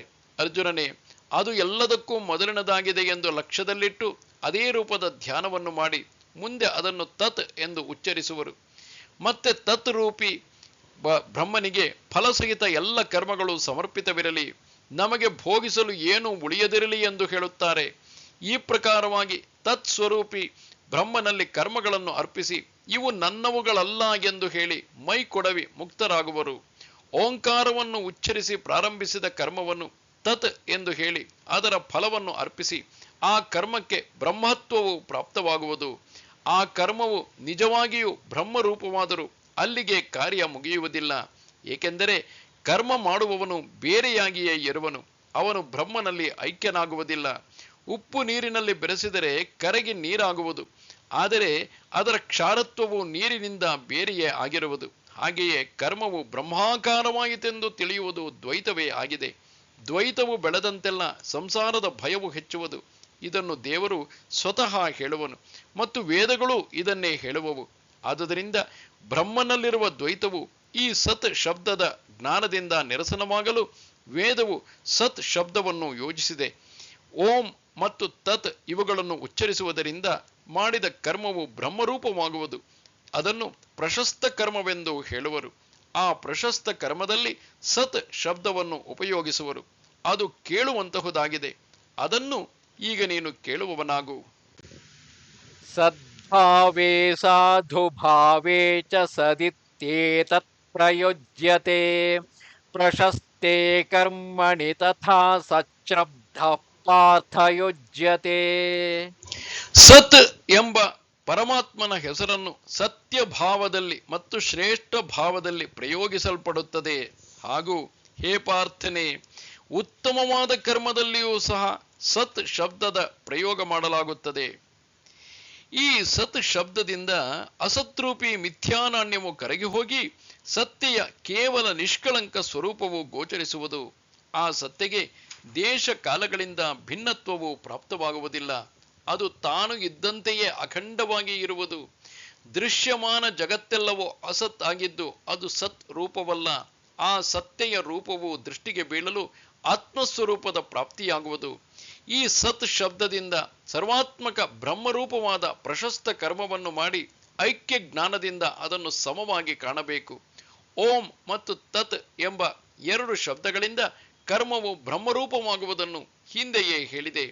ಕರ್ಮವು ಬ್ರಹ್ಮರೂಪವಾಗಿದೆ ಎಂಬ ಸಂಸ್ಕಾರವು ಉಳಿಯಬಾರದೆಂದು ಸತ್ ಶಬ್ದದ ವಿನಿಯೋಗವಾಗಿರುವುದು. ಹೀಗೆ ಈ ಸತ್ ಶಬ್ದದ ಅಂತರ್ಗತ ವ್ಯವಸ್ಥೆಯನ್ನು ತಿಳಿದುಕೊಳ್ಳಿರಿ. ಶ್ರೀ ಜ್ಞಾನೇಶ್ವರರು ಹೇಳುತ್ತಾರೆ, ಹೀಗೆ ನಾನು ಹೇಳದೆ ಶ್ರೀರಂಗನೇ ಹೇಳಿರುವನು, ಅಥವಾ ನಾನೇ ಹೇಳುವೆನು. ದೇವನು ಹೇಳಿದುದಲ್ಲ ಎಂದು ಹೇಳಿದರೆ ಶ್ರೀರಂಗನಲ್ಲಿ ದ್ವೈತ ಭಾವವು ಉಂಟಾಗಿ ನ್ಯೂನತೆ ಬರುವುದು. ಆದ್ದರಿಂದ ನಾನು ಹೇಳಿದುದೆಲ್ಲ ದೇವನೇ ಹೇಳಿರುವುದಾಗಿದೆ. ಇನ್ನು ಸತ್ ಶಬ್ದವು ಇನ್ನೊಂದು ರೀತಿಯಿಂದ ಸಾತ್ವಿಕ ಕರ್ಮದ ಮೇಲೆ ಉಪಕಾರ ಮಾಡುವುದು. ಅದನ್ನು ಕೇಳು. ಸತ್ ಕರ್ಮಗಳು ಯಥಾವಿಧಿಯಾಗಿ ಉತ್ತಮವಾಗಿಯೇ ನಡೆಯುತ್ತವೆ. ಆದರೂ ಅವುಗಳಲ್ಲಿ ಯಾವುದಾದರೂ ಅಂಗವೈಕಲ್ಯವಾದರೆ, ಆಗ ಶರೀರದ ಒಂದು ಅವಯವವು ನ್ಯೂನವಾದರೆ ಶರೀರದ ವ್ಯವಹಾರವು ಕುಂಠಿತವಾಗುವುದು. ಇಲ್ಲವೇ ರಥದ ಒಂದು ಭಾಗವು ಕಡಿಮೆಯಾದರೆ ಅದರ ಗತಿಯು ಕುಂಠಿತವಾಗುವುದು. ಹಾಗೆಯೇ ಕರ್ಮವು ಸತ್ ಅಂದರೆ ಉತ್ತಮ ಎಂಬುದು ಸತ್ಯ. ಆದರೆ ಅದರಲ್ಲಿನ ಒಂದು ಗುಣದ ಅಭಾವದಲ್ಲಿ ಅದು ಅಸತ್ ಆಗುವುದು. ಆಗ ಓಂ ಮತ್ತು ತತ್ ಇವುಗಳ ಸಹಾಯದಿಂದ ಸತ್ ಶಬ್ದವು ಅವ್ಯಂಗ ಕರ್ಮವನ್ನು ಉತ್ತಮ ರೀತಿಯಿಂದ ಜೀರ್ಣೋದ್ಧಾರ ಮಾಡುವುದು. ತನ್ನ ತೇಜದ ಬಲದಿಂದ ಕರ್ಮದ ವ್ಯಂಗವನ್ನು ಕಳೆದು ಅದನ್ನು ಸದ್ಭಾವದ ಯೋಗ್ಯತೆಗೆ ತರುವುದು. ಈ ಸತ್ ಶಬ್ದವು ದಿವ್ಯ ಔಷಧದಿಂದ ರೋಗಿಯನ್ನು ಗುಣಪಡಿಸುವಂತೆ, ಸೋತವನಿಗೆ ಒಬ್ಬನ ಸಹಾಯ ದೊರಕಿದರೆ ಅವನಿಗೆ ಶಕ್ತಿಯು ಬರುವಂತೆ ಸತ್ ಶಬ್ದವು ವ್ಯಂಗ ಕರ್ಮದ ನ್ಯೂನತೆಯನ್ನು ಕಳೆಯುವುದೆಂದು ತಿಳಿ. ಯಾವುದೋ ಪ್ರಮಾದದಿಂದ ಕರ್ಮವು ತನ್ನ ಮೇರೆಯನ್ನು ಮೀರಿದರೆ, ನಿಷಿದ್ಧ ಮಾರ್ಗದತ್ತ ಹೋದರೆ ನಡೆಯುವವನೇ ದಾರಿ ತಪ್ಪುವನು. ಪರೀಕ್ಷಕನಿಗೆ ಭ್ರಮೆ ಉಂಟಾಗುವುದು. ಅಂದ ಮೇಲೆ ವ್ಯವಹಾರದಲ್ಲಿ ಏನೇನೂ ಆಗುವುದಿಲ್ಲ. ಆದ್ದರಿಂದ ಹಾಗೆಯೇ ಅವಿಚಾರದಿಂದ ಕರ್ಮದ ಮರ್ಯಾದೆ ಬಿಟ್ಟು ಅದಕ್ಕೆ ನಿಷಿದ್ಧ ಕರ್ಮದ ಕೆಟ್ಟ ಹೆಸರು ಬಂದರೆ, ಎರಡರಿಂದಲೂ ಜ್ಞಾತ ಅಂದರೆ ಈ ಸತ್ ಶಬ್ದದ ಯೋಜನೆಯನ್ನು ಮಾಡಿದಾಗ ಕೆಟ್ಟ ಕರ್ಮವನ್ನು ಒಳ್ಳೆಯ ಕರ್ಮವನ್ನಾಗಿಸುವುದು. ಕಬ್ಬಿಣಕ್ಕೆ ಪರಿಷದ ಸ್ಪರ್ಶ, ಹಳ್ಳಕ್ಕೆ ಗಂಗೆಯು ಸೇರುವಿಕೆ, ಸತ್ತ ಮನುಷ್ಯನಿಗೆ ಅಮೃತದ ವೃಷ್ಟಿ ಆದ ಹಾಗೆಯೇ. ಎಲೈ ವೀರವರನೇ, ಅಸತ್ ಕರ್ಮಕ್ಕೆ ಸತ್ ಶಬ್ದದ ಪ್ರಯೋಗವಾಗಿದೆ. ಹೆಚ್ಚೇನು ಹೇಳಲಿ, ಸತ್ ಶಬ್ದದ ಮಹಿಮೆಯೇ ಹೀಗಿದೆ. ಈ ರೀತಿಯಾಗಿ ಸತ್ ಶಬ್ದದ ಮರ್ಮವನ್ನು ತಿಳಿದುಕೊಂಡು ನೀನು ಆ ನಾಮವನ್ನು ಉಚ್ಚರಿಸಿದಾಗ ಇದೇ ಕೇವಲ ಬ್ರಹ್ಮವಾಗಿದೆ ಎಂದು ನಿನಗೆ ತಿಳಿದೀತು. ನೋಡು, ಓಂ ತತ್ ಸತ್ ಈ ಅಕ್ಷರಗಳು ದೃಶ್ಯಮಾನ ಪದಾರ್ಥಗಳನ್ನು ಪ್ರಕಾಶಿಸುವ ಪರಬ್ರಹ್ಮನಲ್ಲಿಗೆ ಮುಮುಕ್ಷುಗಳನ್ನು ಒಯ್ಯುವುದು. ಆ ಪರಬ್ರಹ್ಮವು ಸ್ವಚ್ಛವಾಗಿದ್ದು ಅಪರಿಚ್ಛಿನ್ನವಾಗಿದೆ ಮತ್ತು ಓಂ ತತ್ಸತ್ ಇದು ಅದರ ಅಂತರ್ಗತ ದರ್ಶಕ ನಾಮವಾಗಿದೆ. ಆದರೆ ಆಕಾಶಕ್ಕೆ ಆಕಾಶವೇ ಆಶ್ರಯವಿರುವಂತೆ ಓಂ ತತ್ಸತ್ ಈ ಅಕ್ಷರಗಳಿಗೆ ಬ್ರಹ್ಮನದೇ ಆಶ್ರಯವಾಗಿದೆ. ಆಕಾಶದಲ್ಲಿ ಸೂರ್ಯನು ಉದಯಿಸಿದಾಗ ತನ್ನನ್ನೇ ಪ್ರಕಾಶಿಸುವನು. ಅದರಂತೆ ಈ ನಾಮದ ಉಚ್ಚಾರದಿಂದ ಬ್ರಹ್ಮನ ಪ್ರಾಪ್ತಿಯಾಗುವುದು. ಆದ್ದರಿಂದ ಈ ಮೂರು ಅಕ್ಷರಗಳು ಹೆಸರಾಗಿರದೆ ಕೇವಲ ಬ್ರಹ್ಮವಾಗಿದೆ ಎಂದು ತಿಳಿ. ಅದಕ್ಕಾಗಿಯೇ ಎಲ್ಲ ಕರ್ಮವನ್ನು ಮಾಡು. ಯಜ್ಞೇ ತಪಸಿ ದಾನೇ ಚ ಸ್ಥಿತಿಃ ಸದಿತಿ ಚೋಚ್ಯತೆ ಕರ್ಮ ಚೈವ ತದರ್ಥೀಯಂ ಸದಿತ್ಯೇವಾಭಿಧೀಯತೆ. ಹಾಗೂ ಯಜ್ಞ, ತಪಸ್ಸು ಮತ್ತು ದಾನದಲ್ಲಿ ಯಾವ ಸ್ಥಿತಿ ಇದೆಯೋ ಅದನ್ನೂ ಕೂಡ ಸತ್ ಎಂದು ಹೇಳಲಾಗುತ್ತದೆ. ಮತ್ತು ಆ ಪರಮಾತ್ಮನಿಗಾಗಿ ಮಾಡಲಾದ ಕರ್ಮವು ನಿಶ್ಚಯಪೂರ್ವಕವಾಗಿ ಸತ್ ಎಂದು ಹೇಳಲಾಗುತ್ತದೆ. ಆ ಕರ್ಮಗಳು ಯಜ್ಞ, ದಾನ, ತಪಸ್ಸೇ ಆಗಿರಲಿ, ಅವುಗಳ ಪ್ರಾರಂಭದಲ್ಲಿಯೇ ಏನಾದರೂ ವ್ಯಂಗ ಉಂಟಾದರೆ ಅಥವಾ ಪ್ರಾರಂಭವಾಗಿ ಪೂರ್ಣವಾಗದಿದ್ದರೆ ಪರಿಸದ ಸ್ಪರ್ಶದಿಂದ ಬಂಗಾರದ ಒರೆಯಲ್ಲಿ ಉತ್ತಮ ಅಧಮ ಎಂಬ ಮಾತೇ ಇರುವುದಿಲ್ಲ. ಹಾಗೆಯೇ ಮಾಡಿದ ಕರ್ಮಗಳನ್ನು ಬ್ರಹ್ಮಾರ್ಪಣ ಮಾಡಿದರೆ ಬ್ರಹ್ಮರೂಪವೇ ಆಗುವುದು. ಸಮುದ್ರದಲ್ಲಿ ನದಿಗಳನ್ನು ವಿಂಗಡಿಸಲಾಗುವುದಿಲ್ಲ. ಹಾಗೆಯೇ ಈ ಕರ್ಮದಲ್ಲಿ ಪೂರ್ಣ ಉತ್ತಮ ನಿಷಿದ್ಧ ಈ ಭೇದವು ಉಳಿಯುವುದಿಲ್ಲ. ತಿಳಿಯುತ್ತೆ ಜ್ಞಾನಿಯಾದ ಅರ್ಜುನನೇ, ಹೀಗೆ ಬ್ರಹ್ಮನಾಮದ ಶಕ್ತಿಯನ್ನು ನಿನಗೆ ದೃಷ್ಟಾಂತಪೂರ್ವಕ ಸ್ಪಷ್ಟಪಡಿಸಿ ಹೇಳಿರುವೆನು. ವೀರನೇ, ಬ್ರಹ್ಮನಾಮದ ಒಂದೊಂದು ಅಕ್ಷರದ ಬೇರೆ ಬೇರೆ ವ್ಯವಸ್ಥೆಯನ್ನು ನಿನಗೆ ಚೆನ್ನಾಗಿ ಹೇಳಿರುವೆನು. ಅರ್ಜುನನೇ, ಈ ರೀತಿಯಾಗಿ ಬ್ರಹ್ಮನಾಮದ ಮಹಿಮೆ ಹೀಗಿರುವುದು. ಇದರ ಮರ್ಮವು ನಿನಗೆ ತಿಳಿಯುತ್ತೆ. ಹಾಗಾದರೆ ಇನ್ನು ಮುಂದೆ ನೀನು ಯಾವಾಗಲೂ ಇದೇ ನಾಮದಲ್ಲಿ ಶ್ರದ್ಧೆಯನ್ನು ಇಟ್ಟರೆ ಜನ್ಮ ಮರಣದಿಂದ ಮುಕ್ತನಾಗುವೆ. ಯಾವುದೇ ಕರ್ಮವನ್ನು ಮಾಡುವಾಗ ಓಂ ತತ್ಸತ್ ಇದನ್ನು ವಿನಿಯೋಗಿಸಿದರೆ, ಉಚ್ಚರಿಸಿದರೆ ಆ ಕರ್ಮವು ಪೂರ್ಣಗೊಂಡು ವೇದ ರೂಪವೇ ಬ್ರಹ್ಮರೂಪವೇ ಆಗುವುದು. ಅಶ್ರದ್ಧಯಾಹುತಂ ದತ್ತಂ ತಪಸ್ತಪ್ತಂ ಕೃತಂಚ ಯತ್ ಅಸದಿತ್ಯುಚ್ಯತೆ ಪಾರ್ಥ ನ ಚ ತತ್ಪ್ರೇತ್ಯನೋ ಇಹ. ಹೇ ಅರ್ಜುನ, ಶ್ರದ್ಧೆಯಿಲ್ಲದೆ ಮಾಡಲಾದ ಹವನವು, ಕೊಡಲಾದ ದಾನ ಹಾಗೂ ತಪಿಸಿದ ತಪಸ್ಸು ಮತ್ತು ಯಾವುದಾದರೂ ಮಾಡಲ್ಪಟ್ಟ ಶುಭಕರ್ಮಗಳಿವೆಯೋ ಆ ಸಮಸ್ತವು ಅಸತ್ತು ಎಂದು ಹೇಳಲಾಗುತ್ತದೆ. ಆದ್ದರಿಂದ ಅದು ಈ ಲೋಕದಲ್ಲಾಗಲಿ ಸತ್ತ ನಂತರವೇ ಆಗಲಿ ಲಾಭದಾಯಕವಲ್ಲ. ಈ ಮಾರ್ಗವನ್ನು ಬಿಟ್ಟು ಶ್ರದ್ಧೆಯನ್ನು ತೊರೆದು ದುರಾಗ್ರಹದಿಂದ ಬಲವನ್ನು ಬೆಳೆಸಿಕೊಂಡು ಮತ್ತೆ ಕೋಟಿಗಟ್ಟಲೆ ಅಶ್ವಮೇಧ ಯಜ್ಞಗಳನ್ನು ಮಾಡಿದರು, ಇಡೀ ಪೃಥ್ವಿಯನ್ನು ರತ್ನಗಳಿಂದ ತುಂಬಿ ದಾನ ಮಾಡಿದರು, ಹೆಬ್ಬೆಟ್ಟಿನ ಮೇಲೆ ನಿಂತು ಸಾವಿರಾರು ವರ್ಷ ತಪಸ್ಸು ಮಾಡಿದರು, ಜಲಾಶಯದಂತೆ ಸಿಹಿ ನೀರಿನ ಸಮುದ್ರವನ್ನು ನಿರ್ಮಿಸಿದರು. ಇದೆಲ್ಲ ವ್ಯರ್ಥವಾದವುಗಳು. ಬಂಡೆಯ ಮೇಲೆ ಮಳೆಗರೆದರು, ಬೂದಿಯಲ್ಲಿ ಆಹುತಿ ಕೊಟ್ಟರು ಅಥವಾ ನೆರಳನ್ನು ಆಲಂಗಿಸಿದರು. ಅರ್ಜುನನೇ, ಇಲ್ಲವೇ ಆಕಾಶವನ್ನು ಕೈಯಿಂದ ಹೊಡೆದರು. ಇದೆಲ್ಲ ಸಮಾರಂಭಗಳು ವ್ಯರ್ಥವಾಗಿ ಹೋಗುವವು. ಗಾಣದಲ್ಲಿ ಕಲ್ಲುಗಳನ್ನು ಹಾಕಿ ತಿರುವಿದರು, ಅದರಿಂದ ಎಣ್ಣೆಯೂ ಹಿಂಡಿಯೂ ಸಿಗುವುದಿಲ್ಲ. ಹಾಗೆಯೇ ಇವುಗಳಿಂದ ದಾರಿದ್ರ್ಯವೇ ಪ್ರಾಪ್ತವಾಗುವುದು. ಬಟ್ಟೆಯಲ್ಲಿ ಮಡಿಕೆ ಚೂರುಗಳನ್ನು ಕಟ್ಟಿಕೊಂಡು ಪರದೇಶಕ್ಕೆ ಹೋದರೆ ಅವು ದ್ರವ್ಯದಂತೆ ನಡೆಯದೆ ಉಪವಾಸದಿಂದ ಸಾಯಬೇಕಾಗುವುದು. ಹಾಗೆಯೇ ಇತರ ಕರ್ಮಗಳಿಂದ ಇಹಲೋಕವೇ ಸಿಗದಿರುವಾಗ ಪರಲೋಕದ ಸುಖವನ್ನು ಏಕೆ ಬಯಸಬೇಕು? ಆದ್ದರಿಂದ ಬ್ರಹ್ಮನಲ್ಲಿ ಶ್ರದ್ಧೆಯನ್ನಿಡದೆ ಬ್ರಹ್ಮಾರ್ಪಣ ಮಾಡದೆ ಮಾಡಿದ ಕರ್ಮಗಳಲ್ಲಿ ಯಾವುದೇ ಅರ್ಥವಿಲ್ಲ. ಅವು ಇಹಲೋಕದಲ್ಲಿ ಕೇವಲ ಶ್ರಮವೇ ಆಗಿದೆ. ಪಾಪರೂಪಿ ಆನೆಯನ್ನು ನಾಶ ಮಾಡುವ ಸಿಂಹನು, ತ್ರಿತಾಪರೂಪಿ ಅಂಧಕಾರಕ್ಕೆ ಸೂರ್ಯನು, ಎಲ್ಲ ವೀರರಲ್ಲಿ ಶ್ರೇಷ್ಠನು ಲಕ್ಷ್ಮೀಪತಿಯೂ ಆದ ಭಗವಾನ್ ಶ್ರೀಕೃಷ್ಣನು ಹೀಗೆ ಹೇಳಿದನು. ಪೌರ್ಣಮಿಯ ಬೆಳದಿಂಗಳಲ್ಲಿ ಚಂದ್ರನು ಮುಳುಗುವಂತೆ ಅರ್ಜುನನು ಆತ್ಮಾನಂದದಲ್ಲಿ ಮುಳುಗಿ ದೇಹ ಭಾವವಿಲ್ಲದಂತಾದನು. ಅಯ್ಯ, ಸಂಗ್ರಾಮವು ಒಂದು ವರ್ತಕನಾಗಿದ್ದು ಹರಿತವಾದ ಬಾಣಗಳ ತುದಿಗಳಿಂದ ಪ್ರಾಣಾಂತ್ಯದವರೆಗೆ ಅಳೆದುಕೊಳ್ಳುವುದು. ಇಂತಹ ಕಠೋರ ಸಮಯದಲ್ಲಿ ಆತ್ಮಾನಂದದ ಭರದಲ್ಲಿ ಅರ್ಜುನನು ಹೀಗೆ ನಿಮಗ್ನನಾಗಿರುವನು. ಇಂತಹ ಭಾಗ್ಯವು ಬೇರೆ ಯಾರಿಗೂ ಒದಗಿದುದು ಕಂಡುಬರುವುದಿಲ್ಲ. ಸಂಜಯನು ಹೇಳುವನು, ಕೌರವ ವೀರನಾದ ಧೃತರಾಷ್ಟ್ರನೇ, ಶತ್ರುವಿನ ಅಂದರೆ ಅರ್ಜುನನ ಗುಣಗಳನ್ನು ನೋಡಿ ಪ್ರೀತಿಯು ಹುಟ್ಟುವುದು. ನಮ್ಮ ಸುಖಪ್ರಾಪ್ತಿಗೆ ಈತನೇ ಗುರುವಾಗಿದ್ದಾನೆ. ಇವನು ಈ ಮಾತನ್ನು ಕೇಳದಿದ್ದರೆ ಭಗವಂತನು ತನ್ನ ಹೃದ್ಗತವನ್ನು ಏಕೆ ಹೇಳುತ್ತಿದ್ದನು? ನಮಗೆ ಪರಮಾರ್ಥದ ದರ್ಶನವಾದರೂ ಹೇಗೆ ಆಗುತ್ತಿತ್ತು? ನಾನು ಅಜ್ಞಾನರೂಪಿ ಅಂಧಕಾರದಲ್ಲಿ ಹುಟ್ಟು ಸಾವಿನ ಚಕ್ರದಲ್ಲಿ ಸಿಲುಕಿಕೊಂಡಿದ್ದೆ. ಅವನು ಆತ್ಮಪ್ರಕಾಶರೂಪಿ ಮಂದಿರದಲ್ಲಿ ನನ್ನನ್ನು ತಂದು ಬಿಟ್ಟನು. ನನ್ನ ಮೇಲೆ ಮತ್ತು ನಿನ್ನ ಮೇಲೆ ಇಷ್ಟೊಂದು ಉಪಕಾರ ಮಾಡಿದ್ದರಿಂದ ಈತನು ವೇದವ್ಯಾಸರಂತೆ ನಮಗೆ ಗುರುವಾಗಿದ್ದಾನೆ. ಇಷ್ಟರಲ್ಲಿ ಸಂಜಯನಿಗೆ ಅನಿಸಿತು, ನಾನು ಮಾಡಿದ ಅರ್ಜುನನ ಅತಿಶಯವಾದ ಸ್ತುತಿಯಿಂದ ಧೃತರಾಷ್ಟ್ರನಿಗೆ ಸಹನೆಯಾಗದು, ಅದಕ್ಕಾಗಿ ಇನ್ನು ಹೆಚ್ಚಿಗೆ ಹೇಳಬಾರದು. ಹೀಗೆ ಸಂಜಯನು ಅದನ್ನು ಅಲ್ಲಿಗೆ ಬಿಟ್ಟು ಅರ್ಜುನನು ಶ್ರೀಕೃಷ್ಣನಲ್ಲಿ ಕೇಳಿದ ಮತ್ತೊಂದು ಮಾತನ್ನು ಕುರಿತು ಹೇಳತೊಡಗಿದನು. ನಿವೃತ್ತಿದಾಸರಾದ ಶ್ರೀ ಜ್ಞಾನೇಶ್ವರರು ಹೇಳುತ್ತಾರೆ, ಅರ್ಜುನನು ಹೇಗೆ ಪ್ರಶ್ನಿಸಿದನೋ ಅದರಂತೆ ನಾನು ನಿಮಗೆ ಅದನ್ನು ವ್ಯಾಖ್ಯಾನಿಸುವೆನು. ದತ್ತ ಚಿತ್ತರಾಗಿ ಕೇಳಿರಿ. ಓಂ ತತ್ಸದಿತಿ ಶ್ರೀಮದ್ಭಗವದ್ಗೀತಾಸು ಉಪನಿಷತ್ಸು ಬ್ರಹ್ಮವಿದ್ಯಾಯಾಂ ಯೋಗಶಾಸ್ತ್ರೇ ಶ್ರೀಕೃಷ್ಣಾರ್ಜುನ ಸಂವಾದೆ ಶ್ರದ್ಧಾತ್ರಯ ವಿಭಾಗ ಯೋಗೋ ನಾಮ ಸಪ್ತದಶೋಧ್ಯಾಯಃ. ಇತಿ ಶ್ರೀ ಜ್ಞಾನದೇವ ವಿರಚಿತಾಯಾಂ ಭಾವಾರ್ಥ ದೀಪಿಕಾಯಾಂ ಸಪ್ತದಶೋಧ್ಯಾಯಃ.